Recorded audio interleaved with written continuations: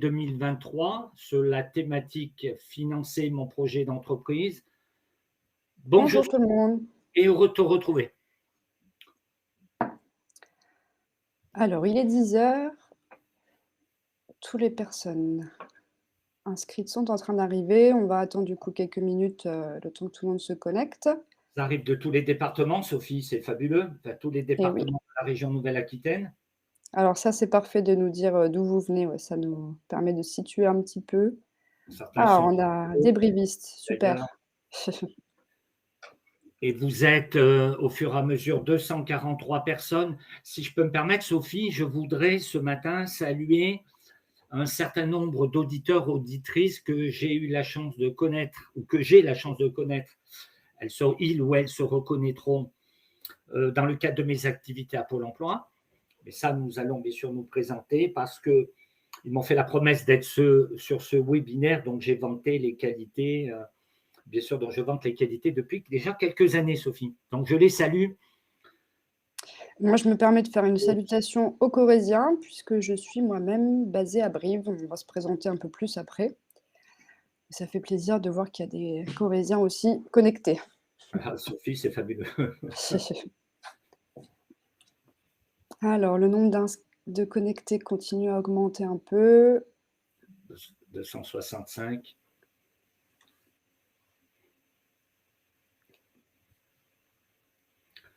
Alors, on rappelle, Sophie, bien sûr, avant cette présentation, que les auditrices et les auditeurs ont le chat pour poser des questions et qu'on y répondra en fonction du volume et au fur et à mesure de nos interventions. Bien évidemment, pouvons-nous avoir le PDF d'hier? Il n'y a pas de souci, vous aurez le PDF d'hier.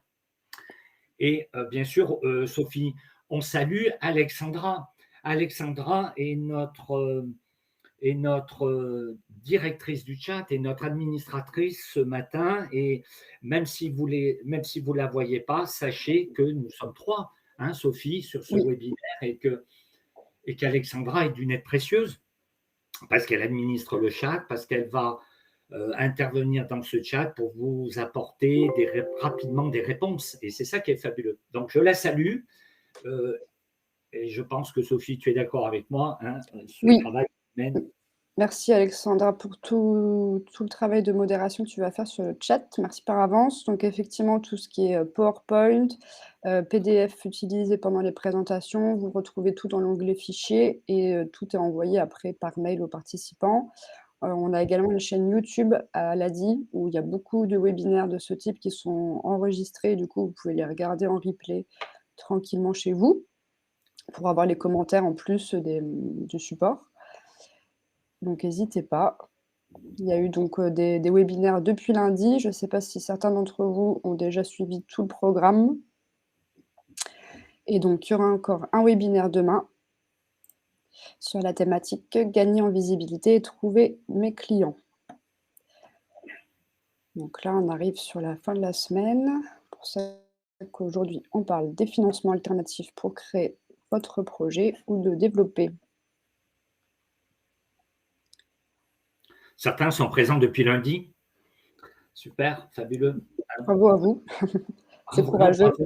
Et puis, je voudrais aussi, au passage, saluer l'Association pour le droit à l'initiative économique, grande structure d'accompagnement en France, grande structure d'accompagnement et d'aide financière par vos prêts, avec lequel Pôle emploi travaille depuis de nombreuses années, Sophie, de très nombreuses années. Et c'est une joie pour moi de vous retrouver en tant que collaborateur de Pôle emploi, de retrouver cette grande maison. Ça peut paraître, c'est pas étonnant. L'ADI, Association pour le droit à l'initiative économique, collabore avec Pôle emploi, je le répète, depuis de nombreuses années. Avec des journées ouvertes, avec des permanences en agence. Je rappelle que la permanence dans les pôles emploi, il va y avoir une permanence de l'ADI dans les pôles emploi de la région Nouvelle-Aquitaine et dont Bordeaux notamment, le 2 février.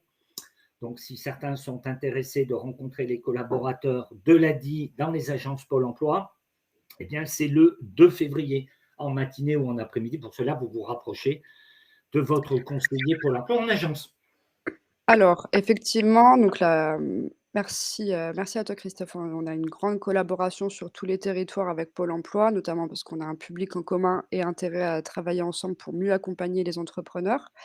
Effectivement, les journées portes ouvertes au niveau régional dans les agences de l'ADI, ce sont le 3 février, mais il y a des actions toute la semaine. Donc j'en profite pour dire que sur la Haute-Corrèze, il y a une présentation de l'ADI et des financements le 1er février. Également une action le 2 février, une journée porte ouverte le 3 février. Donc vous voyez, selon les territoires, on organise des événements un peu toute la semaine. Si vous voulez avoir le programme complet et rechercher en fonction de votre code postal, vous pouvez aller sur le site de l'ADI, comme ça vous aurez tout. Tout est référencé sur le site de l'ADI et vous pourrez vous inscrire. Du coup, on va peut-être commencer, par se présenter et puis on va commencer le support, la thématique d'aujourd'hui. Je me présente rapidement et je passe la main à Christophe. Donc Sophie Denogent, moi je suis conseillère ADI sur la Corrèze, donc je suis en charge de tout le département. Je suis basée à Brive, donc je suis à l'ADI depuis 3 ans et ça fait maintenant un peu plus de 5 ans que je travaille dans la création d'entreprise. À toi Christophe. Merci Sophie, merci.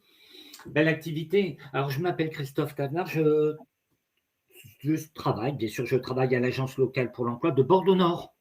De Bordeaux-Nord, bien sûr, en Nouvelle-Aquitaine. J'ai plus particulièrement dans mon agence, j'interviens sur le champ de la création d'entreprises depuis plusieurs années. Depuis plusieurs années, mais bien comme sur l'international d'ailleurs, et c'est avec joie, depuis 4 ans maintenant, que je participe au webinaire de l'ADI. Donc, je salue toutes les auditrices. Vous êtes 313 actuellement, et les auditeurs. Alors, on va peut-être, Sophie, si tu m'entends, Je t'entends. on Tu veux que va je passe démarrer à sur ce mmh. que l'on va faire ce matin. Donc, dans le sommaire, vous trouverez bien sûr l'ADI et ses missions, bien sûr, le dispositif régional Entreprendre en Nouvelle-Aquitaine.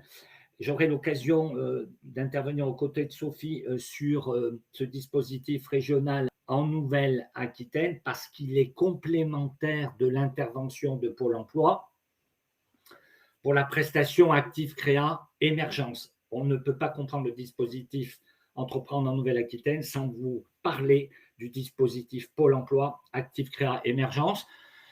Eh bien, il y aura une intervention sur les aides de Pôle emploi pour créer son entreprise. On parlera de l'ARS, l'aide à la reprise ou à la création d'entreprise. Ceux qui ne choisissent pas l'ARS, Sophie, car ça n'a jamais été obligatoire, ils peuvent opter pour le maintien partiel des allocations. Donc, je vous parlerai du maintien partiel des allocations. Il y a des allocataires, peut-être dans les 318 auditeurs, auditrices qui perçoivent l'ASS, l'allocation de solidarité spécifique. Il y a un dispositif propre à eux. On parlera également de l'ACRE. Ne mélangeons pas tous ces acronymes. L'ACRE, c'est le dispositif d'exonération de charges de l'URSSAF. Et puis, Sophie, tu auras le plaisir de commenter le microcrédit accompagné de l'ADI, parce que ça, c'est une des grandes interventions de l'ADI.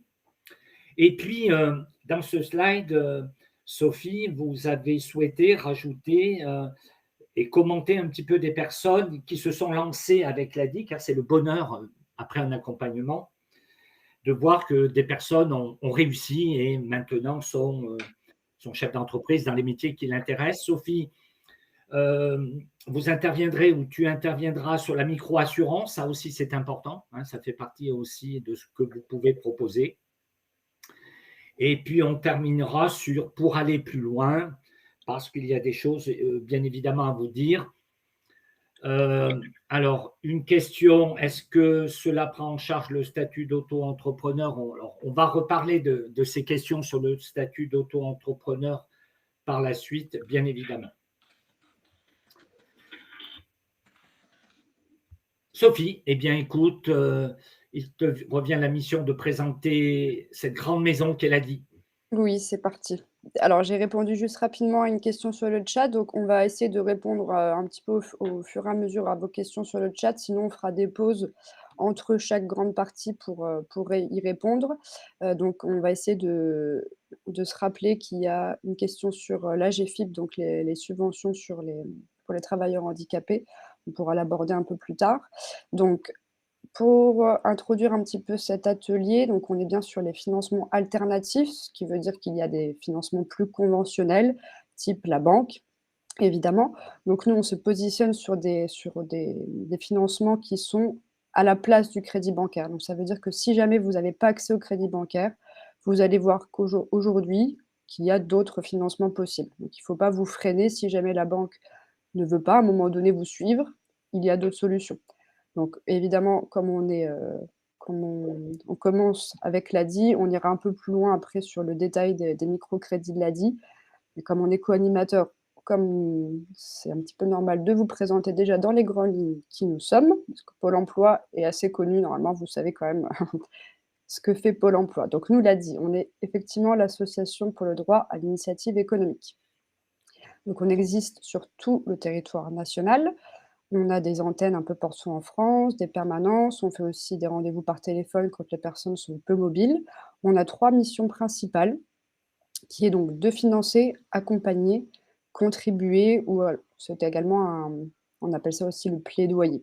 Donc juste pour un tout petit peu détailler ces 3 missions, vraiment le cœur du métier de l'ADI, c'est le financement par le microcrédit. Donc c'est financer des personnes qui n'ont pas accès au crédit bancaire pour X raisons, parce qu'elles ont eu un accident de la vie, parce qu'elles sont en minima sociaux et leur permettre du coup donc de créer leur entreprise via un microcrédit professionnel et un accompagnement adapté. Et on fait également des microcrédits appelés mobilité. Donc là, on s'adresse à des personnes salariées ou en recherche d'emploi qui ont un problème de mobilité, qui ont un besoin de financement dans ce cadre-là. Donc qui n'ont pas de voiture, une voiture en panne, pas de code, pas de permis. On peut également financer des frais de déménagement, tant que c'est dans le cadre d'un projet d'insertion professionnelle par le salariat. Donc il faut vraiment retenir ces 2 choses-là, les 2 étiquettes de l'ADI, cœur de métier, financement, accompagnement des entrepreneurs et on fait également du financement de la mobilité. L'idée à chaque fois, c'est la même, c'est que personne ne soit freiné dans son insertion professionnelle à cause d'un problème de financement. Donc on est là comme financement alternatif. Alors, toutes les questions vraiment précises sur le microcrédit, on y revient après. Là, on est sur une présentation générale de l'association. Ne vous inquiétez pas, on va détailler ensuite. Bien sûr, et on parlera de l'ARS, puisque un auditeur nous demande si on parlera de l'ARS. Ça fait partie, bien sûr, de la thématique. Voilà. Alors, Donc sur l'accompagnement, selon les antennes de l'ADI, on va plutôt se positionner sur de l'accompagnement amont. Ça veut dire avant que vous vous lanciez, quand vous êtes en train de monter votre projet, qu'il y a encore besoin de faire l'étude de marché, et cetera, et ou de l'accompagnement aval. Donc l'accompagnement aval, c'est une fois que vous êtes lancé, on continue à vous suivre, à vous aider à vous développer, à vous proposer des formations pour, toujours monter en compétences. Donc là, ça va dépendre un peu des antennes. Pour vous donner un exemple, du coup, je vous parle de l'antenne de la Corrèze. Nous, on est implanté en Corrèze que depuis 2020. Donc aujourd'hui, on se concentre surtout sur l'accompagnement aval. Donc on finance, on accompagne les personnes qu'on a financées. Pour l'accompagnement amont, il y a beaucoup d'autres structures qui font déjà de l'accompagnement. Donc on a choisi le partenariat, on travaille avec les autres structures qu'on va vous présenter un petit peu après dans le dispositif régional. Donc voilà, faut vraiment comprendre que le microcrédit va avec l'accompagnement, en tout cas. On vous finance et après on vous suit, on est là. Il y a beaucoup de ressources aussi sur notre site internet. Vous pouvez aller, rechercher des infos, suivre des webinaires. On a des grosses missions de conseil et d'accompagnement. La troisième mission, du coup, sur le contribuer, je vous ai parlé de plaidoyer pour les personnes qui sont un peu plus issues du milieu associatif, ça va peut-être plus vous parler. En fait, donc comme on est une grosse association, donc on commence à avoir un peu d'impact du coup et on essaye de mobiliser les gouvernements, on essaye de faire en gros évoluer l'environnement de l'entreprise. Donc on a notamment été associé au moment des créations de la micro-entreprise, voilà des évolutions de statut, de régimes sociaux. On est autour de la table. En gros, c'est ça qu'il faut retenir. On essaie de défendre les droits des entrepreneurs. Les dernières mobilisations, les derniers combats de l'ADI, vous pouvez retrouver du coup sur le site de l'ADI et sur la page Facebook de l'ADI nationale également. On se bat du coup pour que les entrepreneurs aient les mêmes droits que les salariés. Donc voilà, donc les mêmes droits sociaux et cetera. On on essaie de porter la voix des entrepreneurs pour faire bouger un petit peu tout ça. Donc dans les grandes lignes de financement, on va jusqu'à 12 000 € pour du microcrédit professionnel. Petite parenthèse sur le microcrédit mobilité, là, on est jusqu'à 6 000 €. Les durées, donc après les conseillers sont là pour moduler le montant, les durées pour que ça colle à votre budget, hein. On est sur du microcrédit, donc l'idée c'est de ne pas plomber votre budget. Donc ça, c'est une analyse qu'on fait, avec vous au moment de l'instruction de votre dossier. On demande une garantie qui se porte caution sur la moitié du crédit. L'autre moitié, c'est l'ADI qui prend en charge le cautionnement. On peut financer tout type de besoin. Alors, les questions ouais, bon, je j'aurais pas dû regarder le chat, mais c'est marqué que c'est jusqu'à 48 mois le remboursement, donc je pense que c'est assez clair comme sur la slide. On vous donnera des exemples de mensualités par la suite, quand on viendra sur le microcrédit plus précisément. Donc en tout cas, on finance tout type de besoin, ça peut être du stock, de la trésorerie, du matériel et cetera. Vous avez aussi accès à des aides complémentaires. Pareil, je vous en dis pas plus parce qu'on va revenir sur le sujet après et l'accompagnement est pris en charge et inclus, en fait, dans le financement. Merci Sophie. Voilà déjà pour la présentation globale de l'ADI. Parce que Sophie, les auditeurs veulent rentrer déjà dans la question des prêts, des garanties, etc. Oui, Qui ne s'inquiètent pas, ça va venir dans le courant de ce webinaire. D'accord? petite question, le son est vraiment si mauvais que ça? Vous Pour certains. vérifiez la qualité de la ligne. Pour certains, alors il suffit de se déconnecter, de se reconnecter, hein. Donc, ça dépend des lieux où l'on habite, OK. ça dépend de Je peux beaucoup de essayer choses. de me rapprocher de mon micro, mais je j'ai pas trop d'autres options, désolée. Et je Non, pour parle certains, je suis c'est parti. enrhumée, excusez-moi aussi un peu. Je fais de mon mieux. Alors, du coup, on va aller sur la slide suivante pour vous introduire le dispositif régional, donc Entreprendre en Nouvelle-Aquitaine. Et donc pour vous situer un petit peu, on a un dispositif Pôle emploi qui est dédié à l'émergence de projets que Christophe va vous présenter, qui s'appelle Active Créa. Et ensuite, un dispositif régional pour aller plus loin, donc pour aller de, l'idée de projet jusqu'à la création. Donc je vais déjà laisser Christophe présenter Active Créa, puis je reprendrai la main sur, le dispositif régional. Merci Sophie. En amont de ce dispositif de Pôle emploi dédié à l'émergence de projets, Active Créa, je voudrais aux auditeurs très vite, hein, en quelques minutes, leur parler des deux ateliers que l'on appelle M'imaginer créateur d'entreprise qui dure 3 heures, M'imaginer créateur qui dure 3 heures, qui est recommandé aux personnes n'ayant jamais envisagé la piste de création d'activité. Ça dure 3 heures, M'imaginer créateur. Et l'autre qui dure une journée, qui s'intitule Structurer mon projet de création d'entreprise, et là qui est recommandé aux personnes ne connaissant pas les étapes ainsi que les ressources pour réussir leur projet. Ces deux ateliers sont gratuits et ils sont accessibles sur le site pôle emploi.fr, dans votre espace personnel Internet, dans la sous-rubrique Mes services à la carte. Deux ateliers gratuits, une demi-journée, ça peut être intéressant de commencer par là.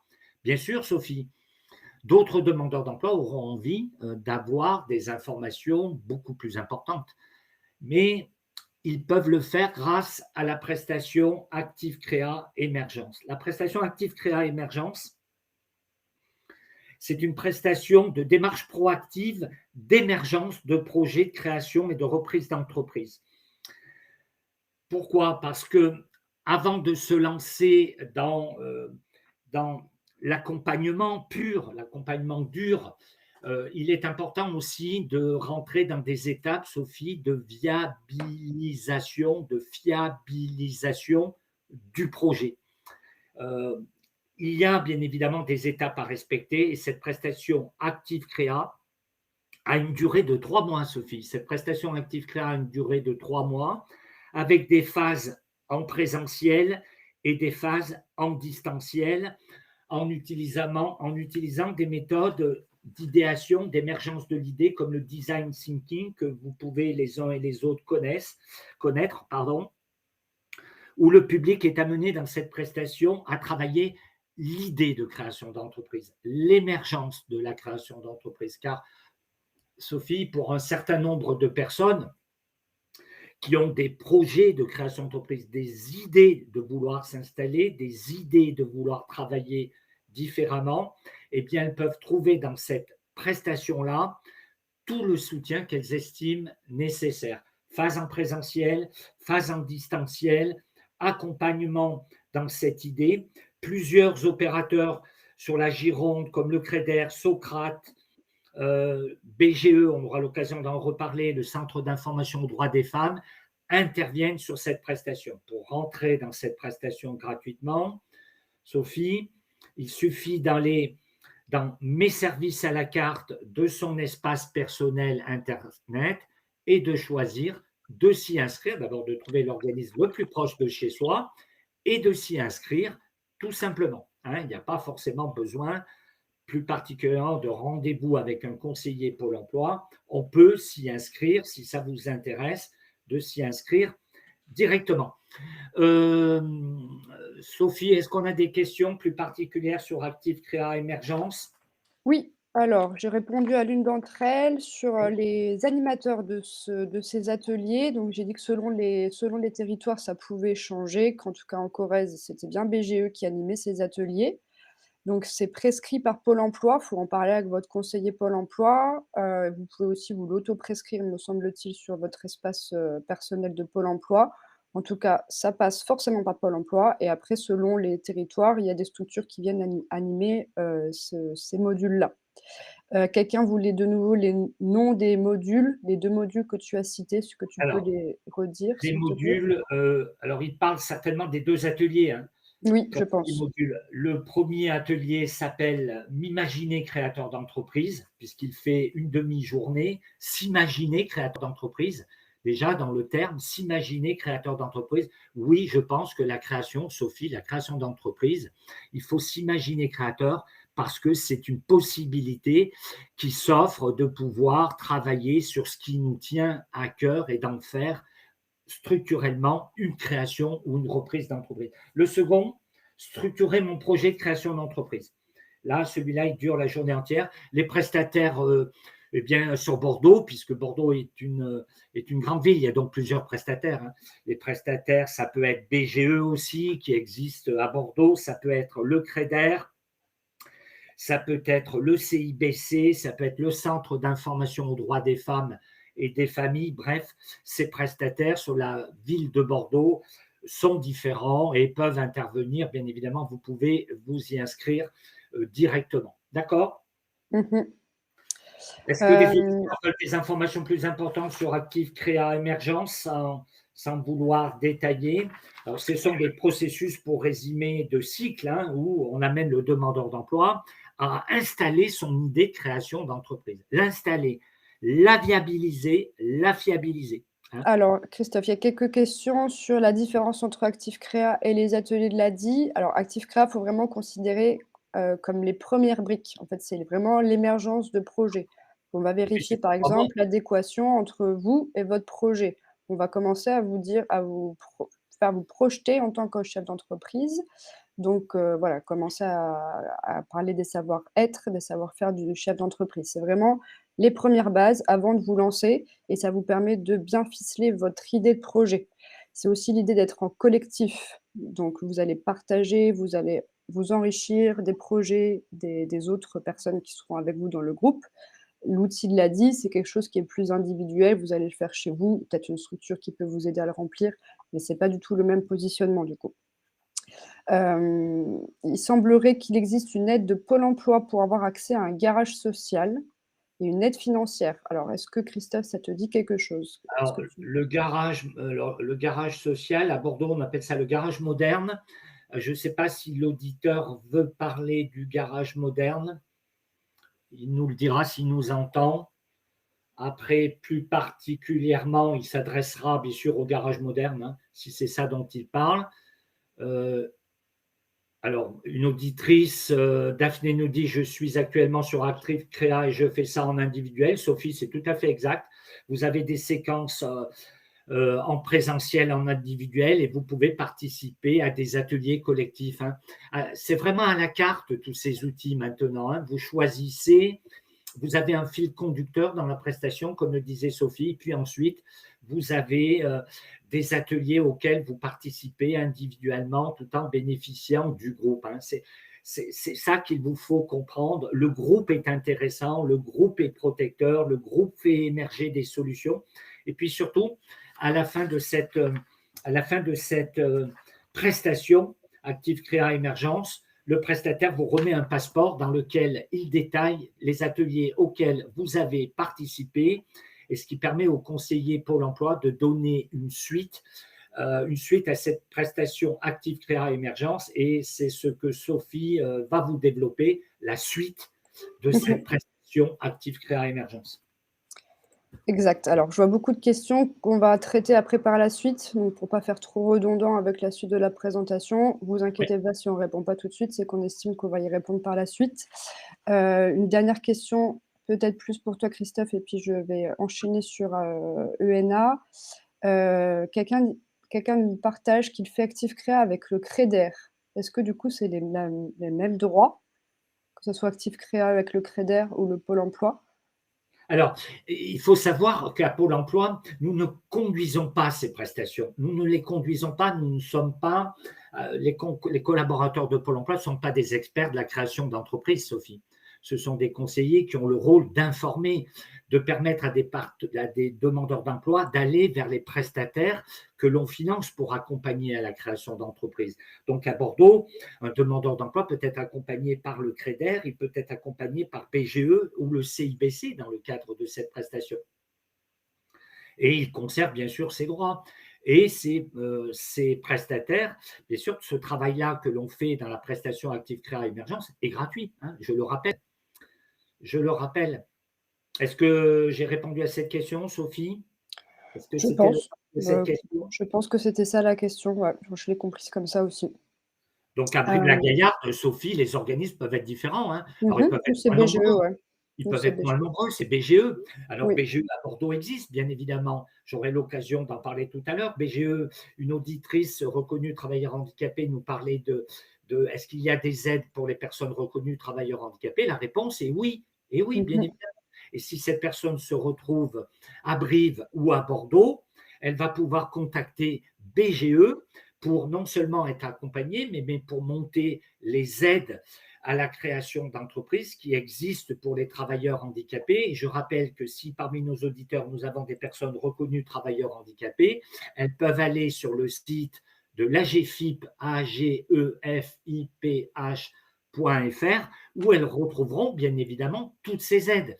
Et pour les mettre en œuvre, pour les mettre en mouvement, Sophie, elles pourront être accompagnées gratuitement par Active Créa Émergence ou bien sûr dans le dispositif dont vous allez nous parler, dont tu vas nous parler, Sophie, Entreprendre en Nouvelle-Aquitaine, ENA, parce que les organismes dans ces deux dispositifs peuvent parfois être les mêmes. C'est exact. Alors, je vous ai mis le lien sur la GFIP, là, vous pouvez aller, creuser un peu plus. Donc il y a bien une subvention pour les personnes qui créent une entreprise et qui sont reconnues travailleurs handicapés. Selon les territoires, c'est, la structure qui s'en occupe de ces dossiers peut changer. Sur la Corrèze, c'est bien la BGE, donc vous pouvez aller directement les voir. Il faut monter tout un dossier avec eux. Très important, il ne faut pas vous immatriculer avant de demander l'aide, sinon ça ne fonctionnera pas. Donc voilà, après chaque, cas est différent, donc prenez contact avec BGE, ils vous expliqueront, ils vous accompagneront pour monter le dossier. Tout ce qu'on va présenter aujourd'hui est accessible quel que soit votre statut d'entreprise, hein. Donc je vois des questions sur l'auto-entreprise, vous inquiétez pas, tout est accessible pour vous également. Du coup, donc le dispositif, Entreprendre la région à vos côtés ou ENA concerne donc tous les publics porteurs de projets. Donc ça peut être des personnes qui sont même déjà créées en entreprise. Vous pouvez être demandeur d'emploi, vous pouvez être, jeune, moins jeune, particulier. Voilà, c'est à peu près accessible à tout le monde. Donc je vous passe la slide suivante. Vous verrez que dans tous les cas, on vous met des liens, donc vous pourrez aller un peu plus dans le détail après pour, identifier toutes les structures qui font partie de ce groupement.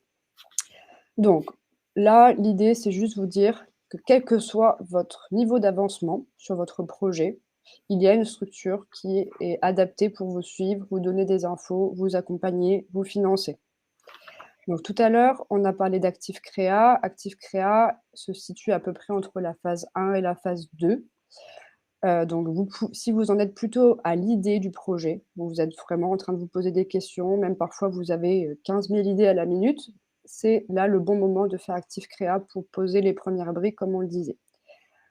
Si vous êtes déjà un peu plus avancé, si vous avez déjà commencé à faire une étude de marché, si vous avez déjà, cherché vos clients, il y a du coup d'autres structures qui peuvent vous accompagner pour mettre tout ça en ordre. Donc la phase 1, toutes les structures du groupement, on est en capacité de vous accueillir, de vous informer, de vous orienter. Donc dans ce dispositif régional, on est des accompagnateurs et des financeurs. Certains font les 2, comme l'a dit. Donc dans les structures, vous allez retrouver BGE, dont on vous a déjà parlé. Il y a d'autres structures après qui sont sur certains territoires. Donc sur la Corrèze, je vous parle d'EREL également, qui fait aussi de l'accompagnement à la création d'entreprise. Vous allez retrouver sur tous les territoires la chambre de commerce et d'industrie, la chambre des métiers et de l'artisanat. Vous allez retrouver également France Active, Initiative Corrèze, l'ADI, et cetera. Donc les financeurs, on vous les présentera un peu plus en détail ensuite. Si vous allez sur le site de la région, vous allez tous nous retrouver et vous allez voir qu'on a chacun notre petite spécificité. Donc selon votre besoin, selon le feeling que vous allez avoir avec la structure, vous avez le choix de vous faire accompagner par une de ces structures.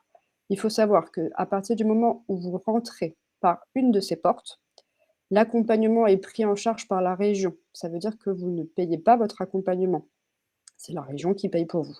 Donc comme c'est quand même vérifié que les personnes qui se font accompagner ont tendance à mieux réussir, elles vont plus loin, elles préparent mieux leurs projets. J'ai toujours tendance à conseiller aux entrepreneurs de se faire accompagner. Il y a quand même des pièges qu'il faut essayer d'éviter plutôt. Il y a des subtilités au moment de l'immatriculation. Il y a des subtilités pour choisir votre statut. Quel est le régime que je dois adopter également? Donc tout ça, bien sûr, il y a des personnes qui vont être très à l'aise, très autonomes, savoir chercher l'info sur internet. Moi, je vous encourage quand même à prendre rendez-vous avec des structures d'accompagnement pour bien vous guider, vous outiller également pour avancer petit à petit sur votre projet et avancer sereinement. Une fois que vous êtes créé, une fois que tout a été bien monté, vous avez toujours un accompagnement jusqu'à 3 ans après la création de votre entreprise, ce qui n'est pas rien non plus, de continuer à être suivi. Si vous avez des questions, des difficultés, vous avez toujours cet appui-là. Donc c'est vraiment un partenaire dans le temps, ces structures, d'accompagnement. Hem, Qu'est-ce que je voulais vous dire là-dessus également? Oui, le fait de passer par une structure d'accompagnement, ça va du coup vous permettre petit à petit donc de montrer que votre projet va être rentable, pour aller jusqu'à l'élaboration du business plan. Peut-être que vous avez déjà entendu parler de ce mot, le plan d'affaires, qui est en fait un gros document, un gros dossier qui montre schématiquement que vous êtes la bonne personne pour le bon projet, vous avez les capacités pour mener à bien votre projet et qui montre également que votre entreprise est rentable. Donc que vous avez fait une étude de marché, que vous savez un modèle économique et cetera. Donc le fait d'avoir un accompagnement va vous permettre de décrire un business plan et ce business plan vous ouvre les portes des financeurs. Donc la banque notamment, on parlait des financements conventionnels, tous les financeurs vont en gros essayer de voir si votre projet tient la route, ce qui est normal. Donc la banque aura besoin d'un business plan pour voir si ils peuvent vous financer ou pas. Donc faites-vous accompagner, ça vous permet d'avoir les idées claires et en plus d'avoir potentiellement accès à un financement. Pour tout ce qui est subventions, notamment les subventions régionales, il faut avoir été accompagné aussi pour y avoir accès. Oui, Donc Sophie, que du tu as positif pour vous. Oui. là, moi, je dirais que l'accompagnement, si je peux me le permettre, Sophie, et je pense qu'on Mmh. ne m'en voudra pas, je dirais moi-même que l'accompagnement, il devrait être obligatoire. Je veux dire, c'est une source d'enrichissement, c'est une source de réussite. Pérenniser sa structure dans le temps, je crois que c'est pour tout chef d'entreprise une volonté.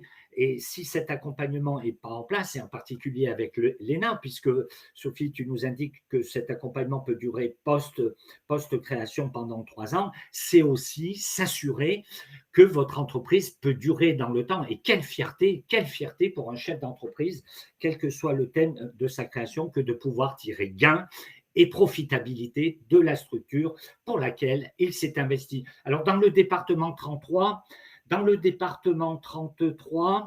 il n'y a pas que BGE, je m'adresse aux auditeurs, il y a 11 structures, disponibles vers lesquelles vous pouvez vous diriger pour le département 33. Alors, parmi toutes ces structures, Sophie l'a dit, la Chambre des métiers, la Chambre de commerce et d'industrie, l'ADI en fait partie, BGE, la Maison de l'initiative et de l'entrepreneuriat.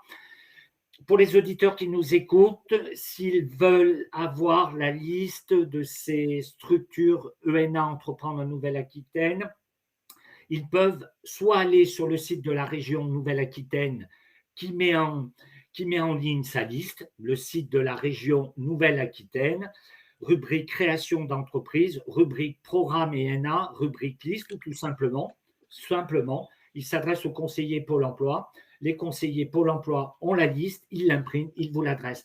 Je voudrais simplement dire, pour ne pas être trop long, Sophie, qu'il n'y a pas besoin de passer par un conseiller Pôle emploi pour s'adresser à l'une de ces structures du dispositif régional Entreprendre la région à vos côtés. Il n'y a pas de fiche de liaison, il n'y a pas de conseiller derrière. Vous avez la liste, vous avez le téléphone, vous appelez, et si une place d'accompagnement est disponible avec l'ADI, avec tel ou tel prestataire partenaire, eh bien, vous démarrez votre accompagnement. D'accord? Est-ce Tout à que fait d'accord. je ne vois pas d'autres questions? Alors après, petite parenthèse, on le rappellera tout au long, heu, là, on est sur une présentation, vous êtes 342, nous sommes que 3. Donc on va pas Merci, pouvoir répondre à toutes les questions individuelles. On va faire bien de notre évidemment. mieux. Bien Par évidemment. contre, pour aller vraiment au cas par cas sur votre projet, savoir si vous avez le droit à telle aide ou non. Si on vous répond là, on n'aura pas dans tous les cas tout l'ensemble de Non, votre situation, donc on ne pourra pas vous répondre précisément. Donc il faut c'est mieux aller pas prendre possible, rendez-vous Sophie, mais après. simplement, Voilà. je voudrais dire qu'à un salarié, qu'à une auditrice qui nous dit j'ai déjà créé mon auto-entreprise, mon conseiller m'a dit que je ne pouvais pas bénéficier de ce dispositif. Non, non, puisque vous pouvez être accompagné après l'immatriculation pendant 3 ans. Demandez la liste, téléphonez à une structure, chère auditrice, et voyez dans quelle mesure vous pouvez être accompagné après l'immatriculation, tout simplement. Mmh. Voilà, C'est bien je ça. pense que nous Donc avons, il y a effectivement d'autres structures, hein, selon les territoires qui vont bien vous sûr, accompagner également. Vous parlez des comptables. Les comptables font alors, plus du conseil que vraiment enfin, ouais, selon les comptables, on va dire, ça peut être plutôt de l'accompagnement ou du conseil. Par contre, vous allez payer l'accompagnement. Donc après, à vous de voir si vous avez un très bon feeling avec un comptable et que vous voulez que ça soit lui qui vous accompagne, c'est votre choix. Mettez-vous tout de suite dans la posture de l'entrepreneur. Allez taper aux portes, allez rencontrer les structures et choisissez celle qui vous convient. Elles ont toutes des spécificités. Il y en a certaines qui vont faire plus de visio, d'autres plus de présentiel, du collectif, un peu moins. Donc c'est, à vous d'aller voir et à vous de choisir votre structure d'accompagnement. oui. Sophie, je m'adresse à Alexandra si elle peut nous mettre, parce qu'un auditeur nous a mis le lien, mais je pense qu'il n'est pas complet. Enfin, le lien n'est pas en entier. Si Alexandra, tu peux nous retrouver l'adresse URL de la région Nouvelle-Aquitaine, rubrique création d'entreprise pour récupérer la liste et éventuellement Je mettre crois le qu'elle y est, sur la lien. liste slide 4 là, je crois qu'il y a tout, hein. Bah, je crois qu'il y aura à la fin aussi, il y a d'autres liens, mais bon, si Alexandra Allez, peut le remettre, pas de souci. il n'y a Allez, pas on de avance un petit peu. Alors, on vous montre quelques chiffres pour prendre un peu de recul, un petit peu aussi casser quelques préjugés sur la création d'entreprise. Donc je sais qu'il n'y a pas la date et il n'y a pas la source sur ce graphique, mais vous pouvez aller chercher sur internet, vous trouverez des chiffres similaires d'une année sur l'autre. Là, on est sur le territoire aquitain, mais on retrouve à peu près les mêmes chiffres sur d'autres régions également. Ce graphique veut vous dire que la majorité des entrepreneurs démarrent avec moins de 10 000 €. C'est juste pour vous faire prendre conscience que si jamais vous n'avez pas accès au crédit bancaire, si jamais votre plan de financement, demande 40 000 € et que vous n'arrivez pas à tout réunir, ne vous inquiétez pas, vous n'êtes pas les seuls dans ce cas-là et la majorité des entrepreneurs se lancent avec un petit investissement, un petit financement. Ça ne veut pas dire qu'ils ne vont pas grandir par la suite, on le souhaite bien sûr à tous les entrepreneurs. Ça veut dire qu'on peut commencer un petit peu avec les moyens du bord. Donc je fais un petit peu écho avec le premier atelier de la semaine pour ceux qui l'ont suivi. Ça fait appel en fait à la vision effectuelle. Donc c'est de dire: «OK, j'ai besoin de 40 000 €, je n'arrive pas à les avoir. Qu'est-ce que je peux faire avec ce que j'ai déjà?» Donc c'est de reprendre la vision dans l'autre sens. Comment je fais avec déjà mes moyens, avec mes compétences, mon réseau? Qu'est-ce que je peux déjà lancer comme projet pour me tester? Donc voilà, vous pouvez vous lancer avec moins de 10 000 €. Si vous avez besoin de plus, hein, bien sûr, il y a des projets, d'industrie où il y a besoin de plus d'investissement. Là, il va falloir vraiment avoir un dossier plus solide pour aller voir les financements plus conventionnels, type la banque. Mais pour tous les financements de moins de 10 000 €, vous allez voir qu'il y en a un un certain nombre qui peut convenir à votre projet. Toujours pour rester sur des ordres de grandeur, alors oui, évidemment, tout dépend du projet, on est bien d'accord, c'est ce que j'ai dit, mais du coup, les 2 tiers quand même, hein, se lancent, avec moins de 10 000 €, donc ça veut bien dire qu'il y a une bonne partie de petits projets qui existent sur la Nouvelle-Aquitaine et qui ont conclu qu'il y avait pas besoin de plus de 10 000 € pour se lancer. Pour du développement, c'est autre chose effectivement, et du coup, le besoin de financement, vous allez le voir avec vos accompagnateurs. Ça va dépendre de chaque projet, de chaque personne également. Autre slide du coup, c'est donc des chiffres. On va pas y rester 15 ans, vous inquiétez pas. Juste pour vous montrer que la création d'entreprise ne fait que évoluer. Le nombre de créateurs d'entreprises ne fait que évoluer. Pour vous donner un chiffre, global sur l'année 2021, alors que nous étions en plein covid encore, il y a eu un tout petit peu moins du million de créations d'entreprises. Donc évidemment, toutes les entreprises ne sont pas, alors je parle de la France là pour le coup, donc presque 1 million d'entreprises en France créées. Ça ne veut pas dire qu'elles sont toutes, en bonne santé, ça ne veut pas dire qu'elles vont toutes, rester, ça veut dire qu'en tout cas, il y a toutes ces personnes qui se sont dit: «Allez, je me lance, je veux créer une entreprise». Donc c'est pour ça aussi qu'il y a beaucoup de dispositifs d'accompagnement, de financement pour aider toutes ces personnes parce que plus elles vont être aidées, plus on maximise les chances de réussite. Hem, Avant de passer à la slide suivante, j'aimerais bien vous poser une petite question, ça va nous permettre de faire l'enchaînement. À votre avis, comment comment vous voyez les entrepreneurs? Pour définir un entrepreneur, donnez quelques adjectifs pour le décrire. Qu'est-ce que ça veut dire entreprendre et comment vous imaginez un entrepreneur? Quelle est voilà, la description, ce que vous en faites comme idée? On Alors nous dit optimiste, autonome, indépendant, on nous dit courageux, courageux. Mmh. persévérant. Et pourquoi ils se lancent à votre avis les entrepreneurs? Ah bah, il y a un peu de réponse aussi.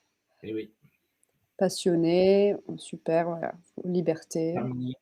super. Merci pour vos réponses. Alors ça me permet du coup de lancer ce petit résultat d'analyse, de petites statistiques qui a été fait par BPI France. Donc ils ont questionné les Français pour demander quelle était leur perception des entrepreneurs. Donc vous voyez les chiffres à l'écran, une bonne partie enfin des Français interrogés ont répondu qu'ils voyaient les entrepreneurs comme étant autonomes dans leur travail. On a aussi une grosse partie sur la rémunération à la hauteur de son engagement. Des personnes qui sont plus créatives, qui mènent des projets dans leur intégralité, qui ont des responsabilités, qui relèvent des défis. Il y a le côté passion que vous avez cité avec la réponse, réaliser ses rêves, quelqu'un qui est son propre chef. À votre avis, est-ce que toutes ces perceptions sont réalistes? Est-ce que si vous connaissez vous-même des entrepreneurs, est-ce que si vous faites une comparaison entre ces chiffres-là et vos connaissances, voilà, votre, univers. Est-ce que c'est bien réaliste tout ça? Ils nous répondent oui, hein. OK. Sophie? C'est très bien. Oui, Alors il y hein, a du oui, il y a un petit peu de non. Alors de toute façon, ça c'est des questions, personnelles, hein. Il y a pas de réponse, absolue, de vérité absolue à la question que je viens de poser.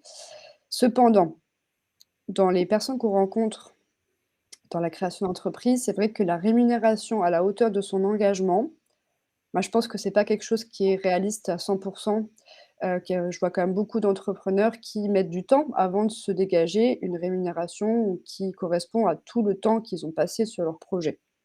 Donc évidemment, il y a des aides qui permettent de s'en sortir, hein, de vivre de son entreprise, le temps qu'elle se lance et qu'elle permette des revenus convenables à la personne. Mais c'est un petit peu quand même une fausse idée de croire que tout de suite on va gagner, plus qu'en étant salarié et tout de suite on va avoir un retour sur investissement du temps qu'on va passer, de l'énergie qu'on va déployer pour créer son entreprise. Il faut quand même se préparer au fait que c'est quand même dur pour avoir des revenus, et voilà, il va falloir un petit peu se battre aussi pour, gagner de l'argent à la hauteur de ses espérances. Par contre, sur le reste, je suis plutôt d'accord. Donc si, hésitez pas aussi à bien faire cette introspection, savoir quel est votre moteur à vous. C'est ce moteur qui va vous permettre d'avancer et de vous raccrocher quand des fois vous aurez des petits moments de doute ou de baisse de morale. Le parcours de l'entrepreneur fait souvent des hauts, des bas, ce qui est normal, hein, c'est un parcours, faut être endurant. Mais du coup, si vous savez vous, qu'est-ce qui vous pousse à faire cela, ça va vous aider après à garder haleine. Et du coup, donc dans Active Créa, on parle un petit peu de ça. Dis-moi si Christophe, je me trompe, mais de qu'est-ce qui vous pousse? Pourquoi vous faites cela? Et est-ce que ce projet correspond bien à votre envie, en fait? bien sûr, Sophie. Bien sûr, c'est l'essence même de cette prestation Active Créa Émergence, hein, c'est de travailler comment dire, sur ces aspects-là, de ce pourquoi on veut entreprendre. Voilà, Mmh. donc à rajouter, bien évidemment, être rémunéré à la hauteur de son engagement. Sophie, bon, les auditeurs nous l'ont indiqué, pas suffisamment, moi je dirais pas à la juste hauteur. Mmh mh. Se dégager un revenu dans les premiers mois, réponse non. Et c'est vrai qu'on va voir avec les aides de Pôle emploi qui permet aux personnes demandeurs d'emploi ayant des allocations de chômage de continuer à vivre, hein. Mais je crois que, encore une fois, Sophie, je le répète, c'est cet accompagnement post-création avec les structures existantes qui va permettre un petit peu de pérenniser cette activité. Sans accompagnement, pas de sociétés qui peuvent durer, etc. Parce que votre investissement, il est grand, hein. On s'investit lorsqu'on crée une entreprise ou lorsque l'on reprend un restaurant ou lorsque l'on crée une activité artisanale ou entrepreneuriale. On y consacre du temps, on y consacre pleinement son énergie. D'accord? Mais globalement, la joie que l'on en tire, la satisfaction personnelle que l'on en tire pour avoir rencontré beaucoup beaucoup de public sur ces champs-là, dans toutes sortes de forums, eh bien, je crois que c'est dans vos regards, c'est dans la vie que vous menez que vous trouvez une pleine satisfaction. Oui, un sentiment d'utilité aussi beaucoup qui revient. Voilà. Mais qui varie selon les secteurs. Tout à l'heure, une auditrice parlait de l'agriculture. Non, non, je ne crois pas. Et encore que certains domaines agricoles menés différemment, tout en appui avec les services de l'État de la Chambre régionale d'agriculture, des chambres régionales d'agriculture, sur certains types de production, peut-être que ça peut être gagnant, je mets gagnant entre guillemets, hein, bien évidemment. Merci Sophie. Eh Merci. bien, c'est à toi pour les aides de Pôle emploi. Est-ce qu'avant de passer à cette rubrique, on est à peu près bien au niveau des questions? Oui, oui, oui, je Ça pense va? que Allez, eh ben, c'est les parti alors. auditeurs adhèrent, hein, bien sûr, à tout ça et pas de souci. Donc, les aides de Pôle emploi à la création d'entreprises, si tu peux amener la slide suivante. Mmh. Voilà. Les aides délivrées par Pôle emploi. Une entreprise sur deux est créée par un demandeur d'emploi, puisque, bien sûr, nous n'avons pas dit que pour être créateur d'entreprise, il fallait être inscrit à Pôle emploi. Donc, si vous êtes inscrit à Pôle emploi, les aides financières dont vous pouvez bénéficier sont destinées à faciliter le lancement de votre projet de création d'entreprise. Bien. Donc là, vous voyez le sommaire. si vous percevez l'aide au retour à l'emploi, deux possibilités vont s'offrir à vous, Sophie. Deux possibilités vont s'offrir à vous. Le versement d'un capital et le maintien partiel de vos allocations avec vos rémunérations. Et si on n'est pas demandeur d'emploi, je vois il y a une question, et si on n'est pas demandeur d'emploi? Alors, si on n'est pas demandeur d'emploi, bien évidemment, il ne va pas y avoir l'aide, hein. Il faut être demandeur d'emploi, inscrit et bénéficier de l'aide au retour à l'emploi. On va approcher la slide suivante. Voilà, alors l'ARS, l'aide à la reprise ou à la création d'entreprises. Dans les webinaires précédents, il y avait des questions, des confusions sur les acronymes qui sont voisins. Alors, un peu d'attention, j'y reviendrai. On verra de l'ARE sur des missions tout à l'heure. L'ARS, l'aide à la reprise ou à la création d'entreprises, elle est faite pour un demandeur d'emploi qui a un projet de création ou de reprise d'entreprise. Il s'agit d'une aide qui est versée en 2 fois. Donc, il faut être pris en charge par Pôle emploi au titre de l'aide au retour à l'emploi. D'accord? Alors, quand on a démissionné, on n'est pas pris en charge par Pôle emploi au titre de l'aide au retour à l'emploi immédiatement. Mais vous le savez, quand il y a une démission légitime, elle peut être reconnue et l'ARE peut être versée automatiquement, mais quand il y a un départ volontaire, hein, Pôle emploi, on ne parle pas de démission, mais de départ volontaire. C'est la même chose. Quand il y a un départ volontaire, il va y avoir une pénalité de 3 mois. Mais avec les documents que vous allez remplir à une date donnée, l'instance paritaire régionale, au vu de vos démarches de recherche d'emploi, ne va pas vous priver de vos allocations. Vous allez pouvoir les retrouver pour une certaine durée après ces 3 mois de pénalité. Le mot pénalité, vous le mettez bien évidemment entre guillemets. D'accord? Alors, on parle de la démission, je retouche 2 mots. La démission, reconversion.gouv.fr, quand on veut démissionner pour se former ou créer une entreprise, on va sur le site, et j'insiste, chers auditeurs, parce qu'à l'accueil de Pôle emploi, dans les agences, on n'a pas tous les jours, mais presque, des personnes qui n'ont pas suivi le protocole et qui s'en agacent. La démission pour créer une entreprise telle qu'a voulu le gouvernement ou pour se former obéit à des règles du jeu qui sont techniques et qu'il faut suivre pas à pas, et vous avez toutes les informations sur démission-reconversion.gouv.fr. On vous indique, 1, l'éligibilité, 2, les conseillers qui vont vous accompagner dans ce dispositif de démission-reconversion. Et parmi ces conseillers, il n'y a pas ceux de Pôle emploi. Il y a ceux de la PEC, il y a ceux des opérateurs de compétences, qu'on appelait à l'époque des chambres consulaires, les opérateurs de compétences. Bref, il y a un certain nombre d'interlocuteurs que vous devez contacter. Il y a la liste, mais je vous invite, je ne vais pas rentrer dans le détail, mais je vous invite, pour ces personnes ayant la volonté de démissionner pour créer une entreprise, de rentrer strictement dans le cadre du processus, qui n'est pas complexe, mais qu'il faut lire et suivre dans la durée pour permettre à Pôle emploi de vous considérer démissionnaire à juste titre dans le cadre de reconversion.gouv.fr et de vous permettre de bénéficier de l'aide à retour à l'emploi, de l'aide au retour à l'emploi, et ce faisant, de pouvoir demander le versement de l'ARS.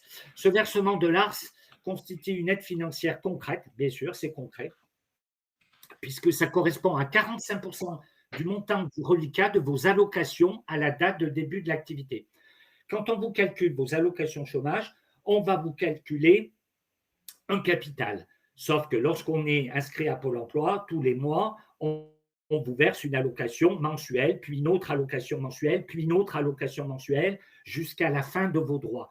Eh bien, le dispositif ARS permet d'avoir 45% du montant de ce reliquat de vos allocations à la date où vous faites la demande et à la date du début de l'activité, puisqu'on aura besoin de documents pour connaître la date du début de l'activité. Et ces 45%, on va vous en faire 2 versements. Un premier versement au moment, à la fin des différés d'indemnisation, et le deuxième versement 6 mois plus tard. Et sur le premier document, vous avez la date à laquelle vous devez solliciter à Pôle emploi pour le deuxième versement. Donc, on ne dit pas que vous allez recevoir les 45% de ce reliquat tout de suite. On vous dit que c'est versé en 2 fois, en 2 parts égales. D'accord? Et attention, puisqu'au moment de l'ouverture des droits, Sophie, un certain nombre de personnes ont ce qu'on appelle des différés d'indemnisation. Alors, sans rentrer dans la technique, les différés d'indemnisation, quand on s'inscrit à Pôle emploi, on n'a pas son allocation le lendemain, Sophie. D'une manière générale, il y a la carence de 7 jours réglementaires, et puis en fonction de l'indemnité légale ou supralégale ou compensatrice de congés payés, toutes ces indemnités-là vont être rapportées en jours, et on peut avoir parfois des demandeurs d'emploi qui ne commenceront à être indemnisés qu'un mois ou 2 mois plus tard. Elles peuvent faire leur demande d'ARS avant, mais l'ARS interviendra au premier jour du versement de leur allocation. Donc, on voit parfois certains demandeurs d'emploi ne pas le comprendre, ne pas forcément l'admettre, parce qu'ils pensaient s'inscrire à Pôle emploi, avoir leur allocation et avoir l'ARS, bien évidemment, vous comprenez pourquoi, Sophie, tu comprends pourquoi, pour leur permettre d'avoir une certaine somme, qui peut être conséquente parfois, en fonction de leur salaire, pour pouvoir apporter cette somme au capital financier de la nouvelle structure qu'ils veulent créer. Est-ce qu'on a… Alors, bien sûr, attention. Quelques questions, oui. Oui, il y a des questions. Je vais terminer cette slide. Pour bénéficier de cette aide, vous devez avoir obtenu l'aide aux créateurs ou repreneurs d'entreprise, c'est-à-dire l'ACRE. Attention aux sigles, ACRE, ARS, l'ACRE, c'est l'exonération de charges pendant 1 an de l'URSSAF. D'accord ? Ceux qui créent une société, une structure sur format sociétal, au moment de l'immatriculation, l'information est connue de l'URSSAF. Pour les micro-entrepreneurs, auto-entrepreneurs, il faut en faire la demande avec le formulaire que vous retrouvez sur ursaf.fr. Une modification, Sophie, depuis l'année dernière, la demande d'ACRE auprès de l'URSSAF doit être faite immédiatement. Immédiatement. Il y avait auparavant dans les documents la possibilité d'avoir un délai de 45 jours pour la faire. Les collaborateurs de l'URSSAF actuellement que j'ai consultés sont sympathiques et, entre guillemets, non pas entre guillemets, sont sympathiques parce qu'ils récupèrent des personnes qui ont fait leur demande d'acte tardivement. Mais petit à petit, c'est bien la demande qui doit être faite sur le site de l'URSSAF avec le formulaire adapté et avec les documents adaptés au moment de l'immatriculation, de leur structure auto-entrepreneuriale. Alors, je termine cette slide avant les questions. Sophie, si vous choisissez l'ARS, vous ne recevez plus d'allocation. Ben, c'est normal puisqu'on vous la verse. On vous la verse quasiment pas en totalité, mais on vous en verse une partie globale. Si toutefois votre entreprise venait à fermer, vous pourriez récupérer le reliquat, puisque 45% moins 100%, mais il y a donc un reliquat qui est protégé, que vos reliquats est protégé, qui peut, si bien évidemment votre société venait à péricliter et que vous cessez son existence, on vous demandera un certificat de radiation et on pourra alors à ce moment-là poursuivre le versement de vos allocations chômage, sous réserve que vos droits ne soient pas déchus, Attention, vous créez une entreprise, ça vit peu ou pas pendant 10 ans, eh bien, on ne pourra pas, à Pôle emploi, vous verser votre reliquat de droit parce que vos droits seront déchus. On ne va pas attendre 10, 20 ou 30 ans pour vous reverser un arriéré de droit. C'est ce qu'on appelle tout simplement la déchéance de droit. Alors, la déchéance de droit, elle se comprend très facilement. C'est 3 ans plus le nombre de mois ou d'années d'ouverture d'allocation chômage. Donc, 3 ans plus 2 ans ou 3 ans plus 18 mois ou 3 ans plus 1 an. 3 plus 2, ça fait 5. Donc, vous pourrez avoir le reliquat de vos allocations de chômage bien pendant globalement 5 ans. Mais si l'entreprise ferme 10 ans plus tard, vos droits seront déchus. On ne pourra pas vous verser votre reliquat hein, et il faudra vous ouvrir de nouveaux droits. Sophie, Oui. que nous avons des questions comme à chaque fois, Alors, je vais rappeler ce que tu l'as dit plusieurs simplicité, fois. Donc, il y a bien un versement à la création, le deuxième versement au bout de 6 mois, donc c'est 45 divisé par 2. Est-ce que ça, je pense que tu l'as déjà dit. Si je le répète, ça va finir et par c'est très bien, rentrer. Sophie, c'est très bien. Il demande un peu quel est l'intérêt du coup d'avoir, les 45 si du coup on perd tout le reste. Donc là, il vient d'expliquer, Christophe vient d'expliquer que vous les perdez pas vraiment, vous les gardez un peu en Heureusement. réserve si jamais votre entreprise s'arrête, donc dans le temps limité. Ça veut dire que si jamais vous finalement vous arrêtez l'entreprise, vous pouvez récupérer vos droits chômage. Après, l'intérêt de choisir l'un ou l'autre, dans tous les cas, ça dépend du projet, ça dépend si vous avez besoin de compléter votre investissement de base, pardon. Ça dépend si vous comptez déjà tout de suite avoir de chiffre d'affaires ou pas. Dans tous les cas, votre, maintien de droit, il est aussi calculé par rapport à votre chiffre d'affaires que vous allez faire. Pôle emploi va compléter en fonction de comment fonctionne votre entreprise, combien vous dégagez de revenus. Oui, Donc c'est dans ce tous dont les on va cas, il parler faut voir sur ça. le maintien Voilà, partiel des allocations. voilà. Donc on va vous oui, ça va être détaillé après, mais il y a là, il y a pas on peut pas vous dire, quel est le mieux pour vous. C'est du cas par cas encore une fois. Oui, Sophie, ben, globalement, tu l'expliques très bien, Sophie.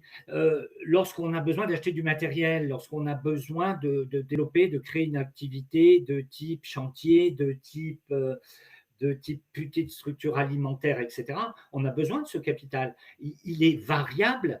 Je dirais que un cadre, un employé, un technicien ou un agent de maîtrise ne peuvent pas avoir un capital aussi conséquent qu'une autre personne, mais certains peuvent avoir un capital après les 45%, ça peut facilement représenter deux versements de 6, 7, voire 8 000 euros. Avec ces sommes-là, on peut développer un achat de stock, on peut développer l'achat de petits outils, etc.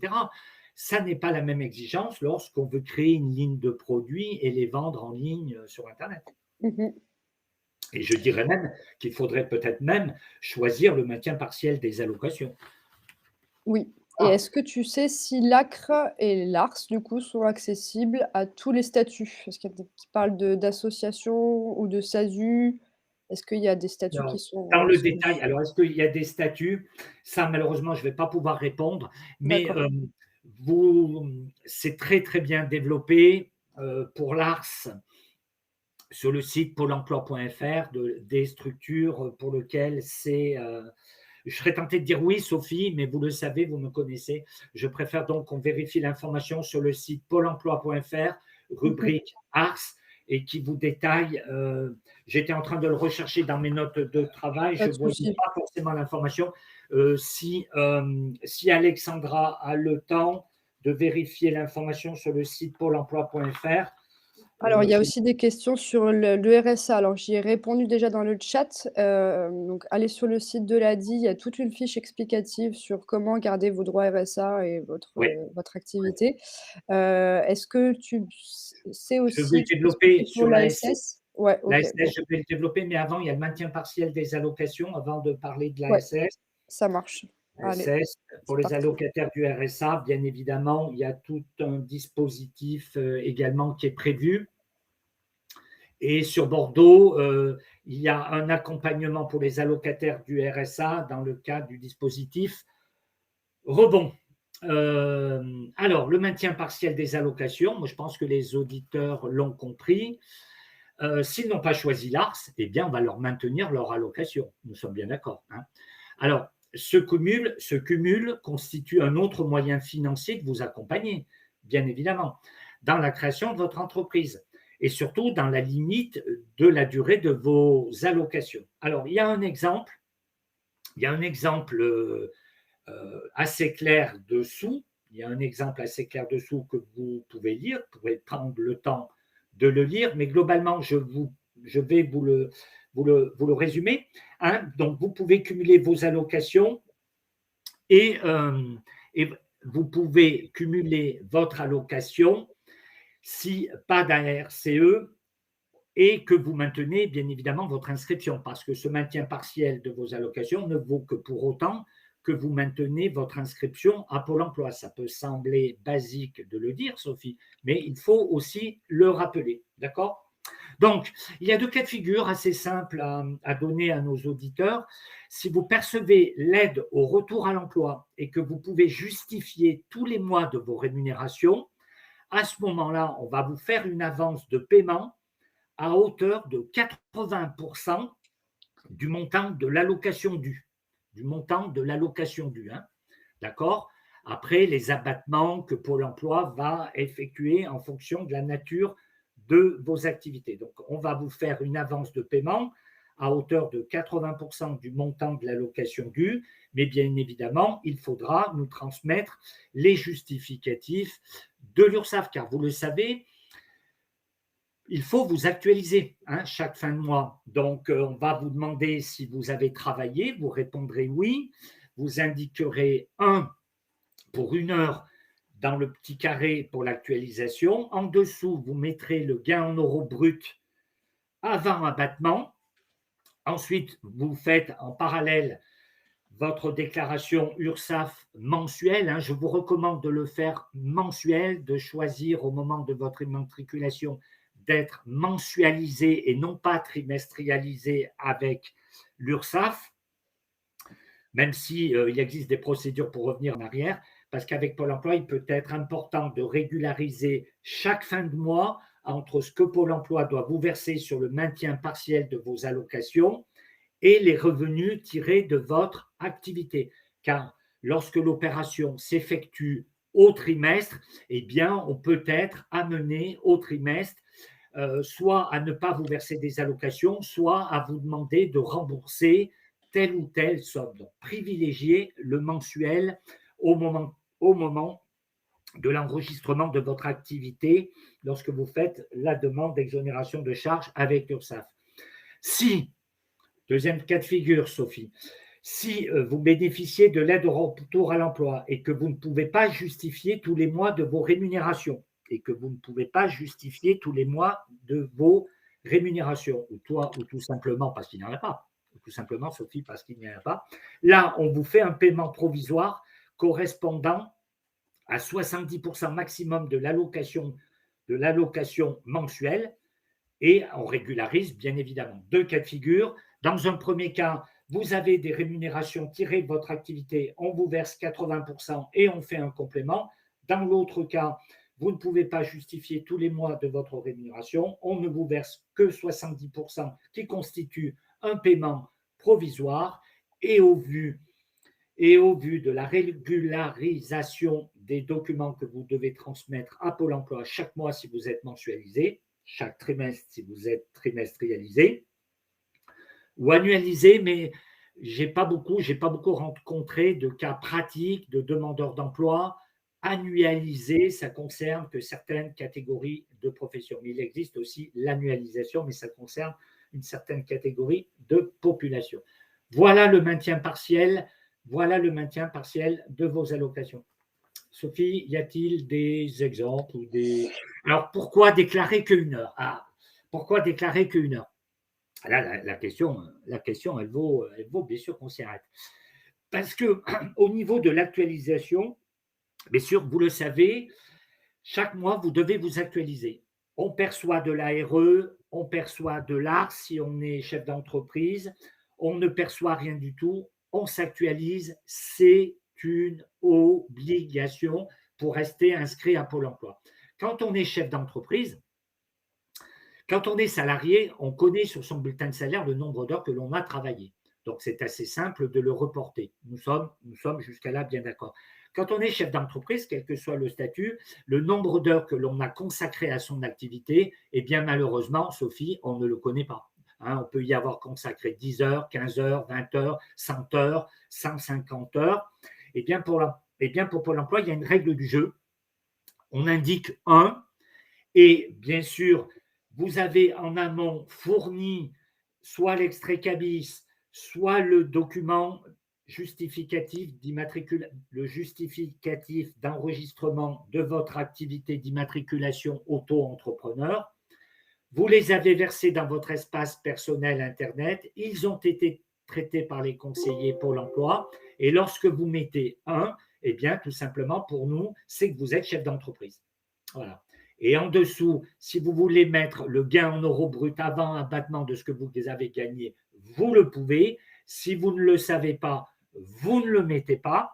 Mais quoi qu'il en soit, on sera amené à vous demander en retour le document de l'URSSAF, puisque chaque mois, vous devez faire, ou chaque trimestre, une déclaration à l'URSSAF pour vos gains, de façon à savoir si l'URSSAF doit vous calculer des charges sociales patronales ou pas, d'accord, en fonction des abattements qui sont connus. Voilà pour ça. Alors pourquoi 1 heure? Eh bien, c'est très clair. Parce que de toute façon, dans le petit carré, s'il reste vide, vous ne pouvez pas vous actualiser. Donc, comme vous ne savez pas forcément quoi mettre, vous mettez 1 et pour nous, conseillers à Pôle emploi, eh bien, tout simplement, votre actualisation est validée et on peut commencer derrière le processus du versement, du maintien de vos allocations. D'accord?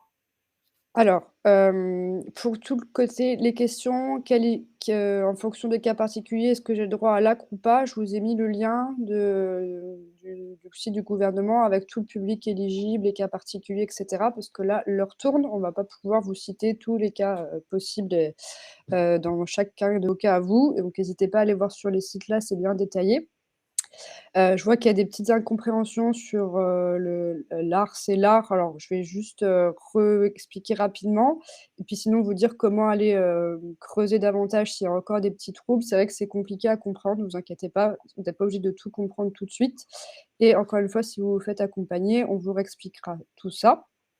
Donc en gros, soit vous demandez le maintien des droits et Pôle emploi va calculer combien il vous reverse en fonction de votre chiffre d'affaires ou de votre salaire. Pareil, selon le statut que vous choisissez, c'est calculé différemment. On ne va pas rentrer dans le détail des calculs. Là, vous avez un exemple déjà sur la slide. Si vous voulez avoir tous les calculs, vous pouvez appeler le 39 49 à Pôle emploi et demander un conseiller indemnisation qui vous fera les simulations. Donc soit maintien des droits et Pôle emploi va compléter, en gros, si vous faites 0 chiffre d'affaires, vous aurez la totalité de vos droits. Sinon, On est bien effectivement, ils d'accord vont sur ça. calculer autrement. Et Voilà. sinon, c'est l'ARS, où là, on vous verse une partie de votre capital. Donc effectivement, entre le premier et le deuxième versement, et après le deuxième versement, il va falloir savoir comment vous remplissez votre frigo. On est d'accord que là, c'est soit vous avez fait, une autre demande de droits sociaux, soit vous avez calculé dans votre prévisionnel que vous avez déjà un petit peu de revenus. Ça, c'est au chacun, cas par cas et du coup, dans l'accompagnement, quand vous en êtes au prévisionnel d'activité, tout ça, toutes ces questions-là sont posées. Comment je vis? Comment je continue à payer mon loyer et cetera, pendant que mon entreprise, se lance? Donc c'est des questions qu'il faut aborder effectivement. Par contre, c'est plus du cas par cas, chaque situation est différente. Oui, Est-ce Sophie. que ça te Je va, dirais Christophe, même, comme je dirais résumé? même, une petite précision Ouais. complémentaire. Lorsqu'on bénéficie de l'aide au retour à l'emploi, chaque demandeur d'emploi a 2 conseillers. Un conseiller qui va lui traiter les questions du placement, de l'orientation, de la formation, de la recherche d'emploi, et ce que l'on appelle un conseiller référent indemnisation, qui, si vous lui envoyez un mail, pourra, en fonction de votre situation X ou Y, commencer à vous faire une estimation de ce capital et de ce montant que vous pourriez estimer, bien évidemment, pour pouvoir bénéficier de l'ARS. D'accord? Parce que lorsqu'on choisit une option ou une autre, on ne revient pas en arrière avec Pôle emploi. Ça, c'est important de vous le dire. D'accord? On ne revient pas, on fait un choix éclairé. On fait un choix éclairé avec des conseils en amont, puisqu'on ne revient pas en arrière sur le choix qui peut avoir été fait. D'accord? D'autres questions? Je me permets un conseil aux intervenants. Ah, bon, alors, dans le cadre du maintien partiel, les droits non perçus sont-ils perdus? Alors, on revient à ce que l'on a dit.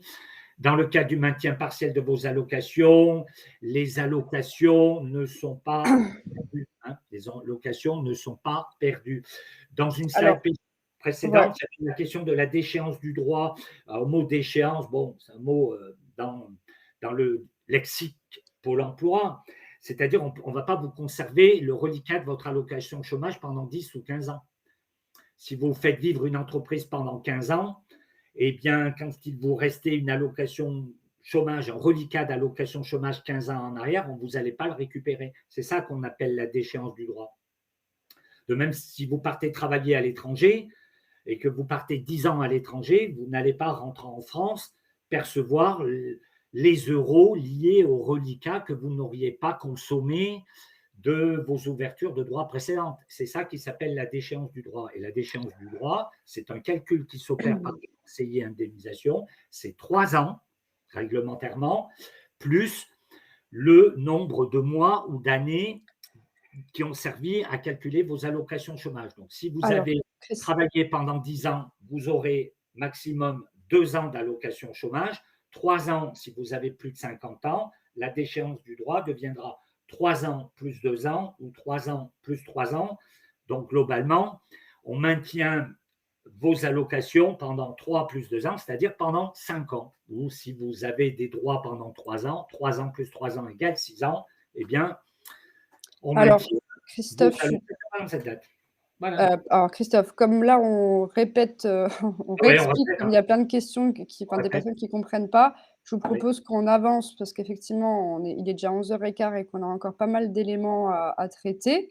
Donc là, les questions au cas par cas, voilà, vous voyez qu'à chaque situation, il y a une réponse, donc on ne peut pas répondre à tout le monde. Là, on a répondu déjà à un grand nombre, donc on va essayer de traiter les questions sur la fin de la présentation et sinon il faudra prendre rendez-vous, donc soit avec votre conseiller Pôle emploi, soit sur les journées portes ouvertes de l'ADI, soit vos autres structures d'accompagnement. Est-ce que sur Pôle emploi, tu as fini Christophe sur Alors, le un mot, puisqu'il y a souvent des auditeurs qui bénéficient de l'allocation de solidarité spécifique, hein, Sophie. Lorsqu'on n'a plus d'aide au retour à l'emploi, si on a travaillé pendant un certain nombre d'années, Pôle emploi peut verser l'allocation de solidarité spécifique. On est bien d'accord. Hein, c'est ce qui vient après l'aide au retour à l'emploi pour un certain nombre de personnes qui y sont éligibles, hein, mais pas forcément tout le monde. Eh bien, les personnes qui sont en allocation de solidarité spécifique peuvent créer une entreprise et bénéficier de ce qu'on appelle l'ACRE ASS. Alors, c'est pour ça que tout à l'heure, je l'indiquais. ACRE, ce n'est pas l'URSSAF cette fois-ci, ça s'appelle ACRE ASS pour Pôle emploi. D'accord? Alors, on peut cumuler, bien évidemment, l'allocation de solidarité spécifique que l'on perçoit, qui correspond à peu près à l'équivalent du RSA, pendant 3 mois, consécutifs ou non. Au terme des 3 mois, l'allocation de solidarité spécifique va être interrompue au profit de la prime d'activité et là, qui sera versée par la CAF. Pour les créateurs repreneurs d'une entreprise qui peuvent bénéficier de l'ACRE, une aide dénommée ACRE ASS est versée donc pendant 1 an à compter de la date de création. D'accord? Et le paiement de l'allocation de solidarité spécifique se déclenche automatiquement suite à votre actualisation. Donc, pour le résumer, lorsqu'on est allocataire de l'ACRE ASS, on peut bénéficier, lorsqu'on est bénéficiaire de l'allocation de solidarité spécifique, eh bien, on peut être aidé par le Pôle emploi, comme lorsqu'on est bénéficiaire de l'aide au retour à l'emploi. D'accord? Donc, dans les 2 cas de figure, on est accompagné par Pôle emploi et on peut apercevoir une aide pour poursuivre son activité de chef d'entreprise. D'accord? Pas de, pas de difficulté. Et pour les allocataires du RSA, il n'y a pas de slide dédié pour les allocataires du RSA, mais bien on a évidemment, ils peuvent bénéficier aussi du complément de la caisse d'allocation familiale et bénéficier d'aides particulières dans le cadre de dispositifs mis en place par le conseil départemental de la Gironde. On ne le développe pas ici, dans cette matinale, mais vous pouvez vous référer à votre conseiller Pôle emploi ou même tout simplement à la structure ADI, hein, parce que la structure ADI est porteuse, et je le répète, la structure ADI est porteuse de l'accompagnement des allocataires du RSA par le conseil départemental de la Gironde. D'accord? Alors, ouais, je vais me permettre de reprendre la main. Effectivement, ça dépend des départements. C'est pas toujours Ça dépend l'ADI des qui est en charge. départements. Effectivement, pour la Gironde, oui. Là, comme on est régional, renseignez-vous au niveau de votre, de votre assistante sociale ou de vos accompagnateurs en général. On a mis plusieurs fois des réponses sur le RSA sur le chat. Il y a des fiches pratiques sur l'ADI, donc on va avancer sur le sujet. Donc on reprend sur le microcrédit accompagné avec l'ADI, donc on va rentrer un peu plus dans le détail sur les financements. D'abord, petite question quand même, répondez-nous rapidement. À votre avis, pourquoi c'est important d'emprunter? Enfin, pour quels seraient les intérêts pour vous d'emprunter au moment de votre début d'activité? Pourquoi on conseille en général d'investir pour, enfin, d'emprunter pour vos investissements? Pourquoi on vous conseille souvent d'avoir, au moins une partie qui n'est pas du fonds propre, qui n'est pas de l'apport personnel? OK, bon, vous avez déjà en tout cas des petits éléments de réponse. Hem, Effectivement, il y a voilà, il y a un petit peu de tout ça. Donc, est-ce que vous connaissez le plan de financement? Donc, si vous vous êtes lancé, vous avez certainement dû passer par cet petit exercice. L'idée de votre du plan de financement, c'est d'avoir schématiquement, d'un côté, vos besoins. Donc, qu'est-ce que j de quoi j'ai besoin pour me lancer? Quel est le montant de ce besoin? Donc on va se dire: «Il va me falloir un peu de matériel, il va me falloir du stock, il va me falloir peut-être, un site internet ou pas». On va lister, donc avec vos structures d'accompagnement ou vous tout seul, hein, évidemment, vous pouvez, faire ce travail en autonomie aussi. L'idée, c'est de chercher, de calculer combien il vous faut pour vous lancer. Il y a une partie besoin où on chiffre. Une fois qu'on a tout ça, donc on sait combien on a besoin, il va évidemment falloir aller chercher en face les ressources. Donc là, il y a plusieurs possibilités. Vous avez votre apport personnel. On a vu qu'il y avait des aides de Pôle emploi avec l'ARS notamment, qui peut aussi faire un petit apport en capital. Ça peut être aussi votre entourage qui vous prête de l'argent, des prêts bancaires, des financements plus alternatifs comme l'a dit et comme d'autres qu'on vous présentera juste après. Et les aides, ça peut être des subventions régionales, parfois les mairies aussi peuvent vous aider, ou faire du don en nature en vous mettant à disposition un local, et cetera. Donc l'idée, ça va être de, équilibrer votre plan de financement. Il faut que les besoins soient égaux aux ressources. Par contre, ce n'est pas indispensable que là, si on part sur les couleurs qui ont été mises, que le rouge soit égal au rouge, que le jaune soit égal au jaune, hein. Vous voyez qu'il y a pas de corrélation entre les couleurs.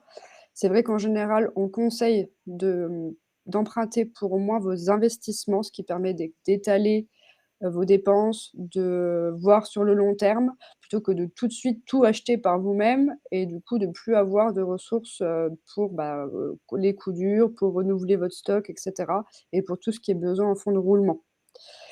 La trésorerie de départ est très importante aussi quand vous allez devoir prospecter, donc dépenser de l'essence pour aller voir vos clients, pour aller signer des contrats.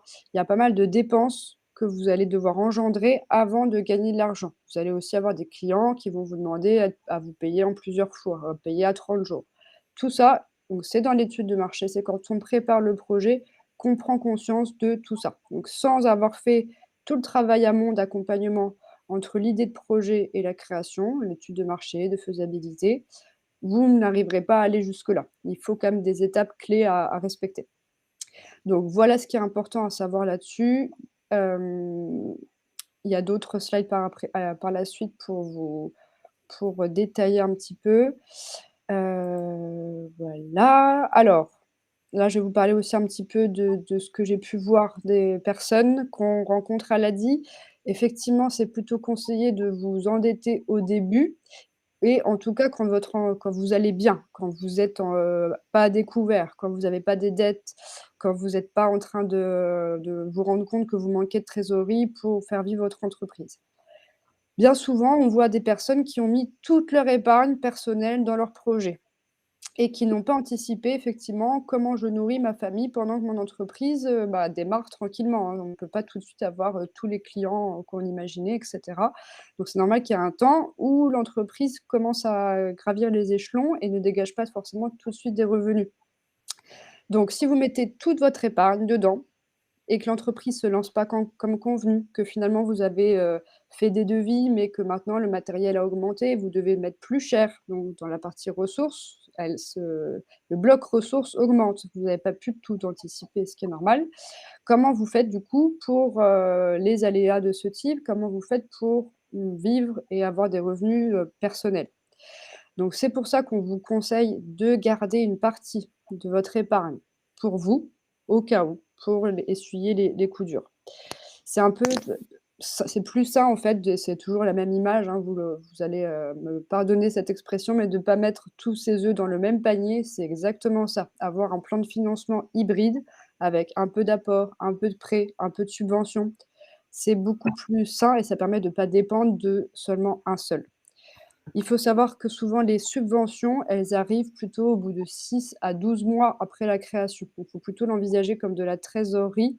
Donc je reviens sur la slide d'avant, c'est vrai que c'est plutôt cohérent de faire, coïncider les aides avec la trésorerie puisqu'en fait on va l'avoir, au bout de 6 à 12 mois, ces subventions. Ça peut aussi permettre des fois de se développer, hein. C'est pas forcément que la trésorerie, mais c'est vrai qu'on l'imagine souvent comme ça dans les plans de financement. Un partenaire financier, donc quel que soit le financeur, hein, il va, vous faire plus confiance si dès le départ, vous prévoyez, vous anticipez ce prêt pour du coup des questions de trésorerie, que si vous venez le voir parce que là, vous êtes en urgence totale, vous n'arrivez pas à payer vos fournisseurs et vous avez à tout prix besoin d'un crédit pour en fait survivre. Vous voyez, c'est pas la même chose de demander à un financeur de l'argent pour pouvoir acheter du matériel pour se lancer, que demander un financement pour, par exemple, couvrir un découvert. Donc déjà, le financeur, il va pas le voir de la même façon le moment à laquelle vous allez lui demander, votre, financement joue beaucoup pour le financeur. Effectivement, l'emprunt, c'est quelque chose de cadré. Vous allez savoir à l'avance la mensualité, la durée, donc vous le prévoyez dans votre prévisionnel d'activité et c'est quelque chose qui est anticipé. Donc c'est pas quelque chose qui va vous tomber dessus, à un moment donné dans la vie du prêt. Vous savez déjà, donc si c'est anticipé, si c'est calculé, si vous estimez avec votre accompagnateur que vous avez besoin de ce prêt, il vaut mieux partir sur un prêt plutôt que d'économiser pendant 10 ans pour avoir, l'argent nécessaire. Donc ce que je vous disais, garder de la trésorerie personnelle, investir dans le long terme. On en a aussi un petit peu parlé et du coup, dernière info, je pense que vous l'aviez compris, on est plusieurs financeurs à aussi vous accompagner. Donc c'est pas seulement, je viens chercher un financement, et je vois cette structure juste p comme un portefeuille. En fait, c'est un partenaire, le financeur. C'est quelqu'un qui va vous conseiller, qui va chercher des financements complémentaires, qui va, vous soutenir dans le temps également. Il faut vraiment le voir comme cela. Je continue pour pas vous perdre. Il y a des causes du coup qui ont été analysées par, BPI sur les causes de cessation, donc les causes d'arrêt d'activité. Donc évidemment le nombre de clients, hein, c'est s'il y a pas assez d'activité pour vivre, si on n'a pas assez de clients, ça ne marche pas. Donc ça, c'est étudié pendant l'étude de marché, savoir si quel est mon marché? Est-ce que j'ai assez de potentiels clients? Vous le verrez en accompagnement. Trop faible rentabilité, très important. Calculer son tarif, calculer son prix. Bien souvent, et je le vois souvent chez les femmes, on a peur de fixer un prix parce qu'on ne veut pas se mettre en avant, on a peur d'être trop cher, il y a beaucoup de freins, de freins mentaux, hein, c'est pas toujours, c'est bien souvent d'ailleurs involontaire, qu'on ne sait pas, combien on vaut, combien on va se vendre en fait. Donc il y a des différentes manières de fixer son prix, ça pareil, les accompagnateurs vous en diront plus. Vous pouvez le calculer par rapport effectivement aux concurrents. Il ne faut pas non plus être 40 fois plus cher que votre concurrent, mais il faut surtout pas être 40 fois moins cher non plus. Il faut aussi savoir combien de charges vous avez, combien vous payez par mois et du coup, combien vous devez faire payer à vos clients pour être rentable, pour au moins ne pas perdre d'argent. On est d'accord qu'on est là pour gagner de l'argent. Donc l'idée, c'est déjà de ne pas en perdre et de viser une rentabilité. L'idée là, c'est pas de vous donner trop de jargon de financeur, je vais pas vous en dire plus, mais en tout cas, ce côté-là, fixation des prix est très importante et il faut vraiment poser des questions autour de vous, demander conseil pour fixer le bon prix. Le manque de fonds propres au démarrage, je le vois beaucoup chez les artisans, qui ont alors soit parce qu'ils demandent pas assez d'acompte, soit parce qu'ils anticipent mal le fait qu'il va falloir acheter des matières premières pour faire son chantier et après seulement se faire payer. Si vous avez pas assez de fonds propres, pas assez de trésorerie pour payer ces matières premières, vous pouvez des fois même ne pas réussir à finir votre prestation, votre chantier et du coup ne pas vous faire payer après par votre client. Donc c'est des choses vraiment qui se calculent. Alors, on est sur de l'estimation, en rencontrant des entrepreneurs, en demandant des devis, on peut affiner cette estimation. Après, on est d'accord, personne n'a de boule de cristal, on reste sur des prévisions, on anticipe. Plus on anticipe, plus on peut préparer les chocs, mais il y a toujours des choses qu'on ne peut pas anticiper, c'est normal. C'est aussi ça qui est, intéressant, hein, sinon, si on savait tout à l'avance, ce serait pas marrant non plus. Autre cause d'échec, c'est aussi l'augmentation trop rapide de votre demande. Si vous avez tout d'un coup beaucoup de clients qui vous demandent du coup, beaucoup par exemple, si vous faites de la vente sur internet et que vous n'avez pas assez de stock pour répondre à votre demande, hem et que du coup, vous devez quand même racheter du stock, mais que vous avez pas ce fonds de trésorerie pour racheter ces stocks, vous pouvez aussi perdre des clients. Si vous mettez 3 semaines à leur envoyer les produits demandés, ça peut aussi être une cause de mauvais bouche à oreille pour vous et de mauvaise santé de l'entreprise. Donc c'est juste pour vous donner une idée de pourquoi on considère que c'est bien d'avoir un petit emprunt au départ. Nous, on est sur le créneau microcrédit, donc l'idée forcément on vous conseille de prendre un petit crédit, hein, c'est pas, de vous surendetter, d'avoir des crédits partout, mais dans la gestion, c'est plutôt sain d'avoir un plan de financement hybride et un petit emprunt au départ de votre entreprise, quand il y a un besoin de financement, évidemment. Si vous avez juste besoin de financer un ordinateur parce que vous êtes web designer, que vous avez déjà votre ordinateur, que vous allez tout faire depuis chez vous, vous allez pas payer de loyer, de local et cetera. Effectivement, il y a pas toujours un besoin non plus, hein. C'est du cas par cas encore une fois, ne prenez pas tous les conseils pour vous directement, il faut analyser plus en détail. J'espère que ça va jusque-là. Je vais vous enchaîner la slide suivante sur le microcrédit professionnel de l'ADI. Donc, on est d'accord que là, vous mettez de côté le microcrédit mobilité dont je vous ai parlé au début, puisqu'aujourd'hui, on se concentre sur la création et le développement d'entreprises. Donc, j'insiste bien, nous, l'ADI, on finance au début et après tout au long de la vie de l'entreprise. Vous pouvez revenir nous voir si vous avez de nouveaux besoins d'un financement. L'idéal, c'est quand même qu'au bout d'un moment, votre entreprise retourne à votre banque. L'idée de l'ADI, c'est quand même qu'à un moment donné, vous puissiez vous réinsérer dans les financements dits conventionnels. Donc, la banque notamment, la banque peut vous prêter plus, peut, avoir des taux d'intérêt beaucoup plus faibles, n'a pas du tout le même fonctionnement que l'ADI. Nous, on emprunte aux banques pour pouvoir prêter selon nos propres critères. Donc vous imaginez bien qu'on ne peut pas fonctionner de la même façon qu'une banque. Nous, on est là pour vous aider si la banque ne vous finance pas. Donc c'est soit la banque, soit donc tous les financeurs qui sont, complémentaires aux banques, on vous les présentera après, soit l'ADI.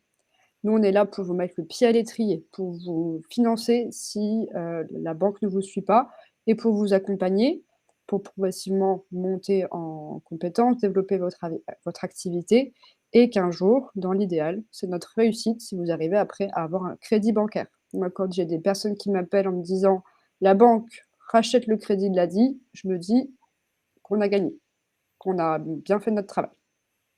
Donc les montants dans les grandes lignes, c'est du cas par cas encore une fois. Quand vous avez un besoin, on vérifie le besoin avec vous, on vérifie votre budget, on essaye de limiter le coût du crédit en mettant des prêts à taux zéro en plus, en mettant des primes quand, on en a à notre disposition. C'est le travail du conseiller. Donc, on peut prêter à partir de 300 € jusqu'à 12 000 €. Ça peut aller jusqu'à 48 mois de remboursement. Pour les prêts au-delà de 7 000, on peut les étaler davantage. On peut mettre des différés de remboursement. Ça veut dire que dans certains cas, on estime que l'entreprise va pas être en capacité de tout de suite rembourser le prêt, donc on décale le remboursement. Donc la garantie, j'en dis 2 mots parce qu'il y avait des questions tout à l'heure dessus. Donc la garantie, c'est quelqu'un de votre entourage, c'est une personne physique qui se porte caution sur la moitié du crédit et donc, comme je l'ai dit tout à l'heure, l'ADI se porte caution sur l'autre moitié. Ça, c'est vraiment important pour nous. Ça nous permet de voir qu'il y a quelqu'un qui croit en vous et ça nous aide aussi à nous projeter avec vous, d'être un autre partenaire, de votre projet. Si vous avez vraiment personne autour de vous, on propose aussi le dépôt de garantie. Donc là, c'est vous qui êtes votre propre caution. Vous déposez sur un compte à terme 25 de la somme empruntée, qui est une petite réserve en cas de difficulté de remboursement.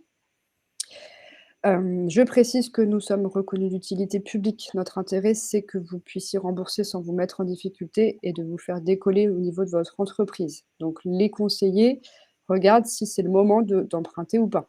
Bon, les conseillers ont le droit de dire: «Là, votre situation n'est pas propice, on va attendre, on va trouver d'autres solutions pour vous accompagner autrement que par le financement». Vous voyez qu'on a un taux d'intérêt de 9,75. On a augmenté encore en janvier, là, du coup, on est passé à ce taux-là.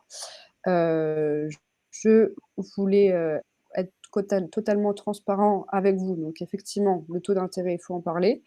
Vous allez voir sur des simulations, comme on est sur des prêts moyens assez faibles, le coût du crédit reste raisonnable. Il faut aussi comprendre qu'on a pas mal d'avantages quand on passe à l'ADI, hein, donc il y a des bons plans, on va en parler aussi. Vous êtes accompagné, vous êtes suivi dans la durée. Donc effectivement, on va pas se mentir, c'est un taux élevé. Il faut le prendre plutôt comme une possibilité de après pouvoir accéder à un autre financement, hein. C'est une marche pour avoir accès à une autre marche. Notre modèle économique nous impose d'avoir un taux d'intérêt, donc dans tous les cas, il y aura toujours un taux d'intérêt à l'ADI, ça, on ne pourra pas faire autrement. On a des prêts à taux zéro pour compléter et pour faire baisser le coût du crédit. Ne vous inquiétez pas, vous n'avez pas toujours 9,75 sur l'ensemble de votre prêt. On fait au mieux aussi de notre côté pour vous aider. Du coup, je vous montre quand même des petites simulations avec la slide suivante. Donc, par exemple, vous avez besoin d'un financement de 3 000 € pour votre stock. On estime qu'il est bien d'étaler votre prêt sur 36 mois. Ça vous fait une mensualité de 101,53 €. Le coût du crédit est de 654,94 €. Donc, c'est ce montant qu'on peut faire baisser si vous avez le droit à des primes, à des prêts d'honneur en complément. Ça, c'est au moment de l'instruction qu'on voit ce qu'on peut vous mettre en allègement, en fait, en prêt complémentaire. Et du coup, si on estime que vous avez une capacité de remboursement un peu plus élevée, votre besoin est plus élevé également, 7 000 € pour un véhicule, on peut aller sur une mensualité de 213 €.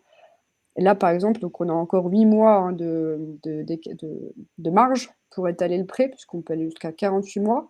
Donc là, on a mis 213 € dans l'exemple en mensualité, mais on peut encore la faire baisser en étalant davantage le prêt. Du coup, voilà. Sophie, Oui, on nous demande si c'est une personne physique ou morale qui emprunte. oui, je l'ai dit au début, c'est une personne physique, c'est quelqu'un de Voilà, votre entourage. voilà. Donc, comme Amis, famille, l'indicateur, voilà. personne physique, quelqu'un de votre entourage. Ça peut pas être une personne morale, non, en tous les cas. D'accord, parfait. Alors, effectivement, l'ADI, alors qu'on a des critères différents de la banque, c'est le but. Donc, quelqu'un qui a eu un dossier de surendettement, c'est pas quelque chose de rédhibitoire. On va chercher il faut quand même qu'on sache pourquoi, on va vous demander votre dossier de surendettement. Dans certains cas, il faut quand même qu'on demande l'accord à la Banque de France, mais c'est possible. On croit beaucoup à la deuxième chance à l'ADI. Donc, c'est pas parce que vous avez eu un accident, un problème un jour avec, des financeurs que nous, on va plus vous faire confiance du tout. Je vous dis pas que ça veut dire que à 100 ça sera accepté, mais, en tout cas, voilà, sachez que c'est pas rédhibitoire. Pour vous donner juste une idée sur un peu comment ça se passe en termes de temps, de délai de traitement de votre dossier.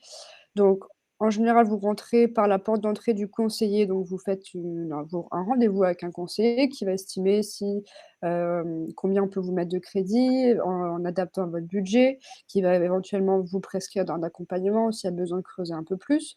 Si tout est prêt, si vous êtes déjà prêt, vous avez déjà été accompagné par exemple, vous savez ce dont vous avez besoin, il faut compter du coup 7 jours maximum pour avoir la réponse du comité et du coup si le comité est d'accord, il faut compter encore 2-3 jours pour avoir l'argent sur votre, compte. Donc c'est assez rapide à partir du moment où vous êtes prêt. On essaie d'être réactif, on a 2 comités par semaine, donc ça nous permet de répondre, assez vite à votre demande. Ça va pour les questions. Comme il est un peu tard, je vous propose d'enchaîner, surtout que si c'est des questions sur l'ADI. Je vous rappelle, journée porte ouverte partout en Nouvelle-Aquitaine, vendredi prochain. Donc on pourra creuser toutes les questions qui touchent l'ADI vendredi prochain s'il y a besoin. Donc l'accompagnement personnalisé et professionnel. Alors ça, dans toutes les agences, dans toutes les antennes de l'ADI, il y a des bénévoles qui sont là pour vous accompagner, alors soit individuellement, soit de manière collective. Ce sont parfois des chefs d'entreprise ou des anciens chefs d'entreprise. Toutes ces personnes-là sont là vraiment pour vous soutenir, quel que soit votre besoin. Ou ça peut être sur, du repositionnement commercial, sur de la gestion administrative, sur des questions de stratégie de communication. beaucoup de sujets sont couverts par nos bénévoles. Il y a aussi donc des formations qui existent dans les plus grosses agences. Donc maintenant, elles s'appellent «J'entreprends avec l'ADI». Il y en a donc par exemple, sur la Gironde, il y en a à Limoges, à Angoulême. Excusez-moi, je commence à dérailler de la voix. Hem, des accompagnements collectifs, ça peut être aussi des ateliers où en fait on propose une thématique, on vous invite, on travaille avec vous dessus. Il y a beaucoup de webconférences sur le site de l'ADI, vous pouvez y aller, tout est gratuit. C'est des webconférences de 45 minutes, 1 heure. Beaucoup de fiches pratiques aussi. Donc c'est un financement, mais c'est aussi beaucoup de ressources, l'ADI, beaucoup d'endroits où aller chercher des infos. Dans les petits plus qu'on propose à l'ADI, il y a aussi les bons plans. Donc les bons plans, ce sont des tarifs négociés par l'ADI auprès de structures, d'entreprises qui peuvent vous rendre service, qui peuvent vous proposer quelque chose qui va, et vous aider dans votre activité. Donc pour vous donner des exemples, on a Look Voiture qui est une entreprise qui fait du flocage de véhicules et également d'enseignes. Donc comme on sait qu'il y a beaucoup d'entrepreneurs qui, utilisent ce moyen de communication, on a négocié des remises, donc des réductions, 30 de réduction pour nos entrepreneurs ADI. Il y a également donc réductions pour tout ce qui est réparation de véhicules en passant par Mobilize, Renault Mobilize. Je ne vais pas tout vous détailler, tout ça pour vous dire qu'on essaie de faire au mieux pour développer des services pour nos entrepreneurs. On a également un partenaire qui fait tout ce qui est assurance décennale pour les artisans, pardon. Donc voilà, on essaie vraiment de couvrir tous les besoins de l'entrepreneur, du financement à l'assurance, au terminal de paiement, et cetera. Je vais devoir aller un peu vite sur les profils. Vous aurez la présentation dans tous les cas. Alors, à partir du moment où vous avez été financé par l'ADI, vous avez le droit à l'accompagnement. Sur les microcrédits mobilité, après, si c'est un microcrédit, du coup, pour les salariés, c'est un peu différent parce que là, il y a moins d'accompagnement. On peut faire un peu de vous aider sur votre budget, ce genre de choses. C'est pas de l'accompagnement, du coup, à la création d'entreprise si votre idée, ce n'est pas de créer votre entreprise, évidemment. Hem, donc là, voilà, c'était juste pour vous il y a quelques exemples de profils, de projets, de personnes qu'on a soutenues et financées sur différents territoires. L'idée, c'est de alors ça me fait un peu de pub aussi aux personnes qu'on a financées.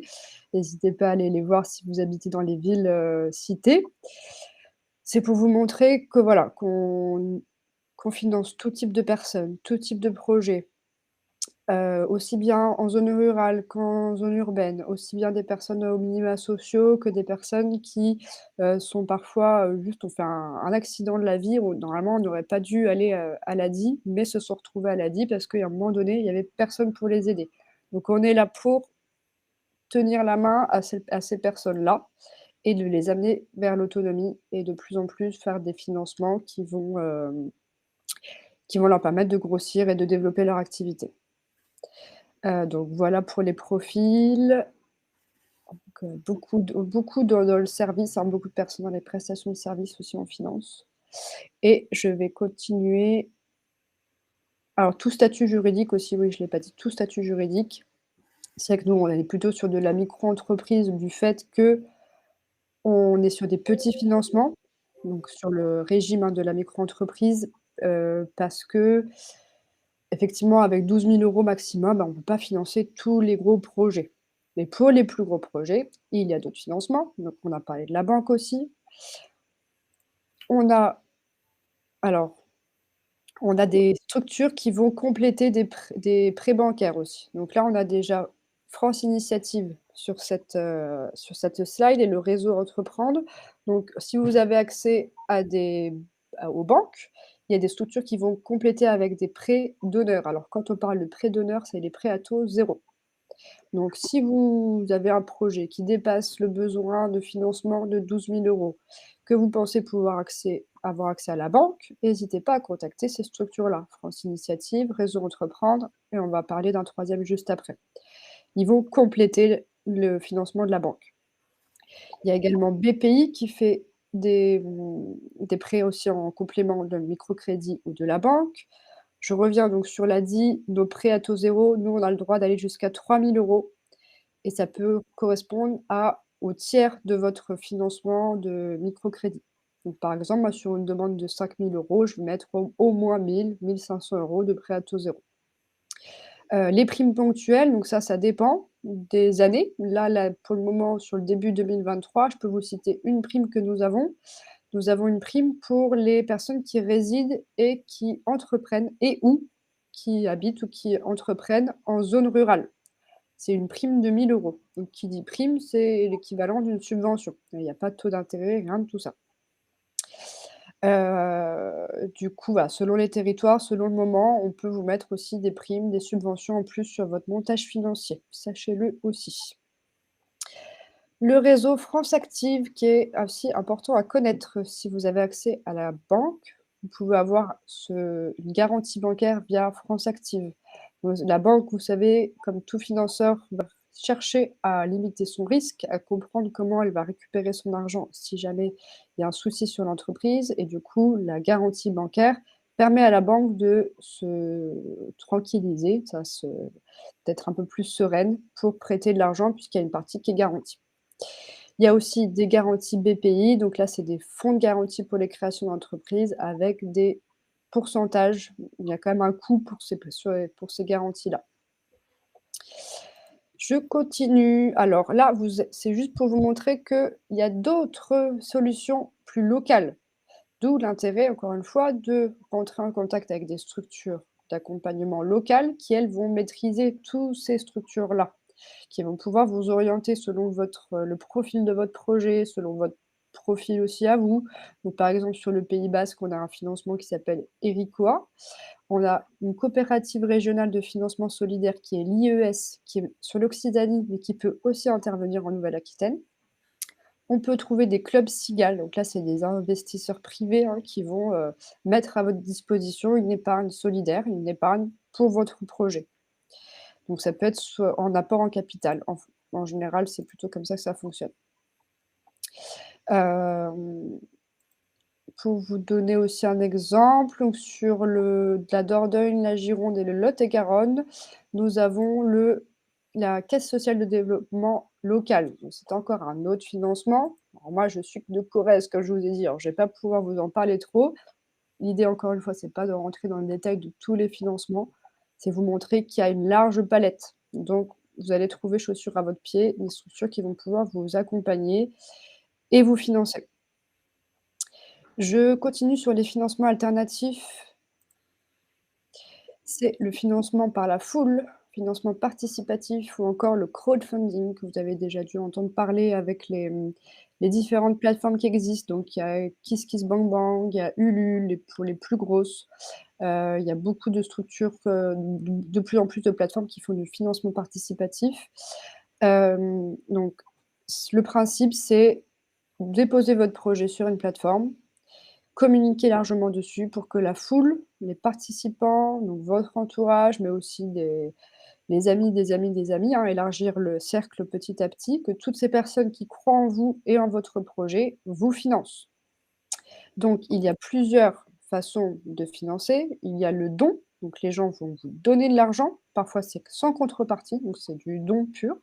Ça peut être avec une contrepartie symbolique, donc par exemple, vous me donnez, 100 € et en échange, je vous envoie, une carte postale, de mon projet. Voilà, un exemple symbolique de contrepartie que j'ai pu voir.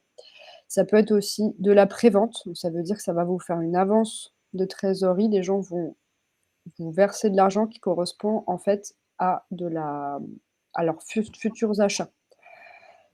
Il y a aussi donc des crowdfunding avec prêt avec ou sans intérêt et prêt plutôt sous forme de prise de capital, d'investissement. Là, c'est un peu plus classique du coup que le le financement participatif par le don. L'intérêt de passer par ce type de financement. Alors oui, je vois des questions, est-ce qu'on peut cumuler? Donc comme je vous ai dit tout à l'heure, pas de souci pour cumuler, hein. Vous faites votre, plan de financement. Si vous estimez que vous pouvez avoir, 2 000 € de financement participatif et 10 000 € par la banque, c'est un cumul possible. Le seul cumul dont je vous ai parlé qui n'est pas possible, c'est l'ADI et la banque, puisque nous, on existe pour apporter une alternative à la banque quand la banque ne finance pas.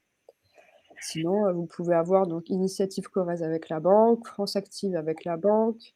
La banque alors les banques aiment bien quand même, hein, quand il y a du financement participatif parce que ça montre quand même que vous avez déjà une grande communauté. Vous avez déjà communiqué largement autour de vous sur votre projet et que vous avez eu des retours positifs, des gens qui sont quand même prêts à vous donner de l'argent pour que vous montiez votre projet.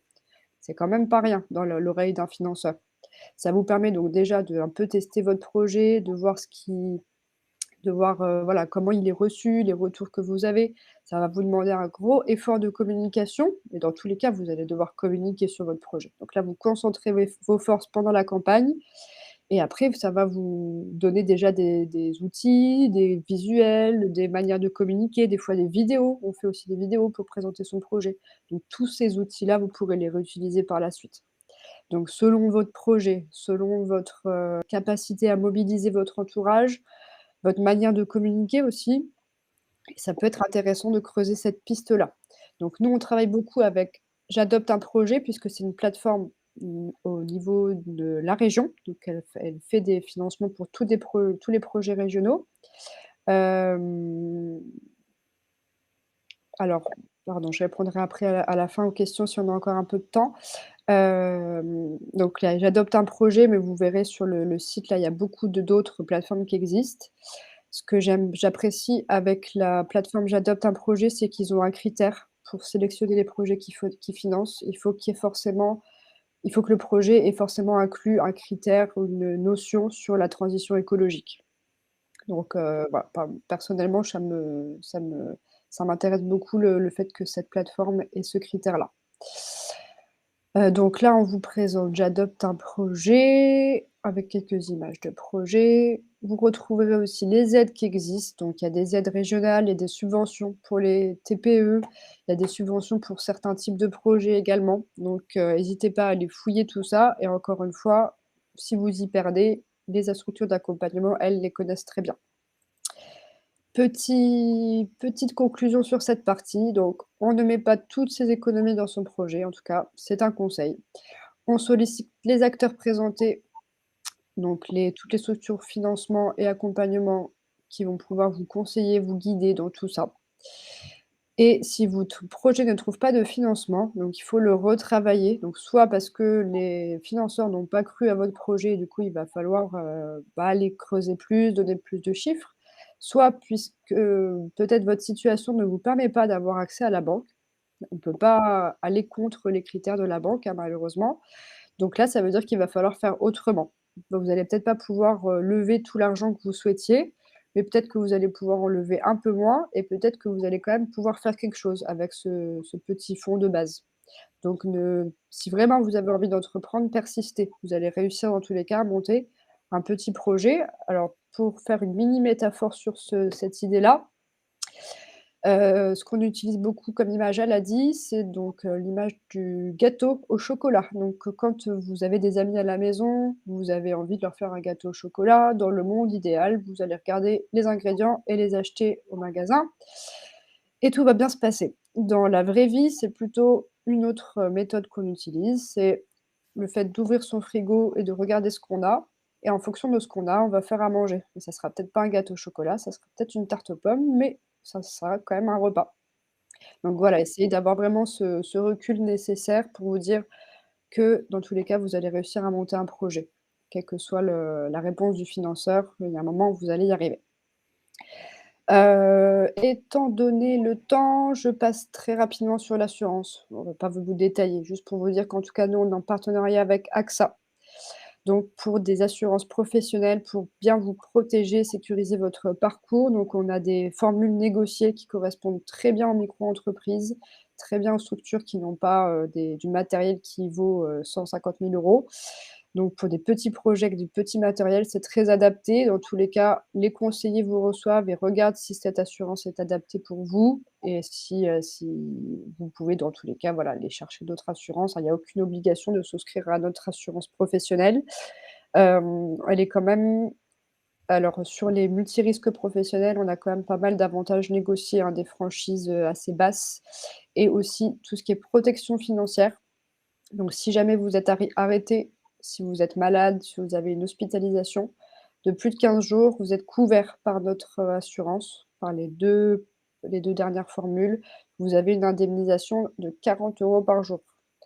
Là, je n'ai pas le temps de vous expliquer plus, mais sachez que la première année d'affiliation, la première année où vous créez votre entreprise, vous n'êtes pas couvert tout de suite par la sécurité sociale. Il faut attendre l'année d'après.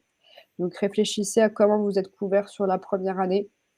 Je vous pose ça là comme, piste. Vous creuserez avec les structures qui vous accompagnent, elles vous conseilleront par rapport à ça. Alors non, ce n'est pas une décennale, mais nous avons un partenaire qui fait des décennales qui s'appelle Entrepreneurs de la Cité, qui peut vous souscrire et qui sont très intéressants au niveau tarif pour le coup, Entrepreneurs de la Cité. Voilà sur l'assurance. Je vais plutôt du coup vous passer ces slides-là, vous montrer que sur le PowerPoint, il y a beaucoup de ressources, donc il y a beaucoup de liens, vous pourrez aller creuser, vérifier tout ce les questions que vous aviez où on n'a pas pu répondre, sur l'ACRE et l'ARS notamment, bien avoir le détail des calculs. Vous avez les aides de la région Nouvelle-Aquitaine et toutes les structures qui peuvent vous accompagner. Est-ce que Christophe, tu veux rajouter quelque chose? Non, c'est parfait, hein. C'est parfait. J'en profite pour rappeler que, bien évidemment, le 3, vous faites des permanences dans vos agences, hein. D'accord, Sophie? Oui, Mais que le 2, je rappelle aussi que le 2, la veille, dans les agences Pôle emploi, les consultants de l'ADI peuvent rencontrer dans les locaux de Pôle emploi des demandeurs d'emploi. Et vous pouvez, je sais que parmi les auditeurs, auditrices, il y en a qui ont demandé à être reçus par le conseiller de l'ADI dans son agence locale le 2. Mais ne multiplions pas forcément les rendez-vous. Le 2 dans les agences, le 3 avec nos collègues de l'ADI dans leurs locaux. parfait. Alors ça, c'est pas pour toute la région ça, le 2. Oui, je parle je Mais parle la surtout Gironde. pour les Bordelais. Ouais, Oui, pour les je parle pour Bordelais, les c'est Bordelais, parfait. enfin, pour les Bordelais et les Girondins, hein, pardon. Pour la Gironde, puisque c'est une décision du D'accord, délégué chouette. départemental de la Gironde. Mais sinon, oui, vous avez là les liens pour aller plus loin. Oui, Sophie, nous avons, je crois, terminé, peut-être d'arriver sur la 44. La ouais, slide alors c'est bizarre que 4, ça soit oui, les formes. il y a un problème sur la slide effectivement. D'accord. Bon. C'est pas 24 normalement. Donc, de toute Je vais mettre façon, la dernière c'est ça. slide, Voilà. retrouver tout, les portes ouvertes, Et oui, les alors événements. c'était portes ouvertes Pôle emploi, le numéro de Pôle emploi, mais je dirais même que plus avant le numéro de Pôle emploi, plusieurs conseillers sont à votre disposition, le conseiller placement pour vous faire bénéficier de tous les outils des prestations, le conseiller référent indemnisation qui vous est dédié pour que vous puissiez le solliciter ou la solliciter pour toutes les estimations en fonction de votre situation. Ils sont là pour vous répondre et on est là à vos côtés, bien sûr. Merci à tout le monde pour votre écoute, En tout cas, pour vos Sophie, questions. vraiment, je te salue pour ce webinaire. C'est toujours aussi agréable pour moi au niveau de Pôle emploi. Merci à toi et surtout, grand merci à Alexandra dont on ne perçoit pas la photo, mais qui, je sais, est derrière avec nous. Je la salue Oui, merci du Alexandra. cœur et pour son travail qu'elle mène dans l'administration du chat et pour nous aider à construire nos interventions. Merci vraiment du fond du cœur. Merci à vous. Et à bientôt. Et à demain. À demain, non, Sophie. À demain pour les auditeurs, hein. À demain pour Oui, les auditeurs, c'est gagner en visibilité avec les clients. À à très 10 h bientôt. également. À 10 heures Bonne journée également. à tout le monde. À bientôt, Sophie. À bientôt. Merci à Christ tous. et Christophe, on reste un petit peu avec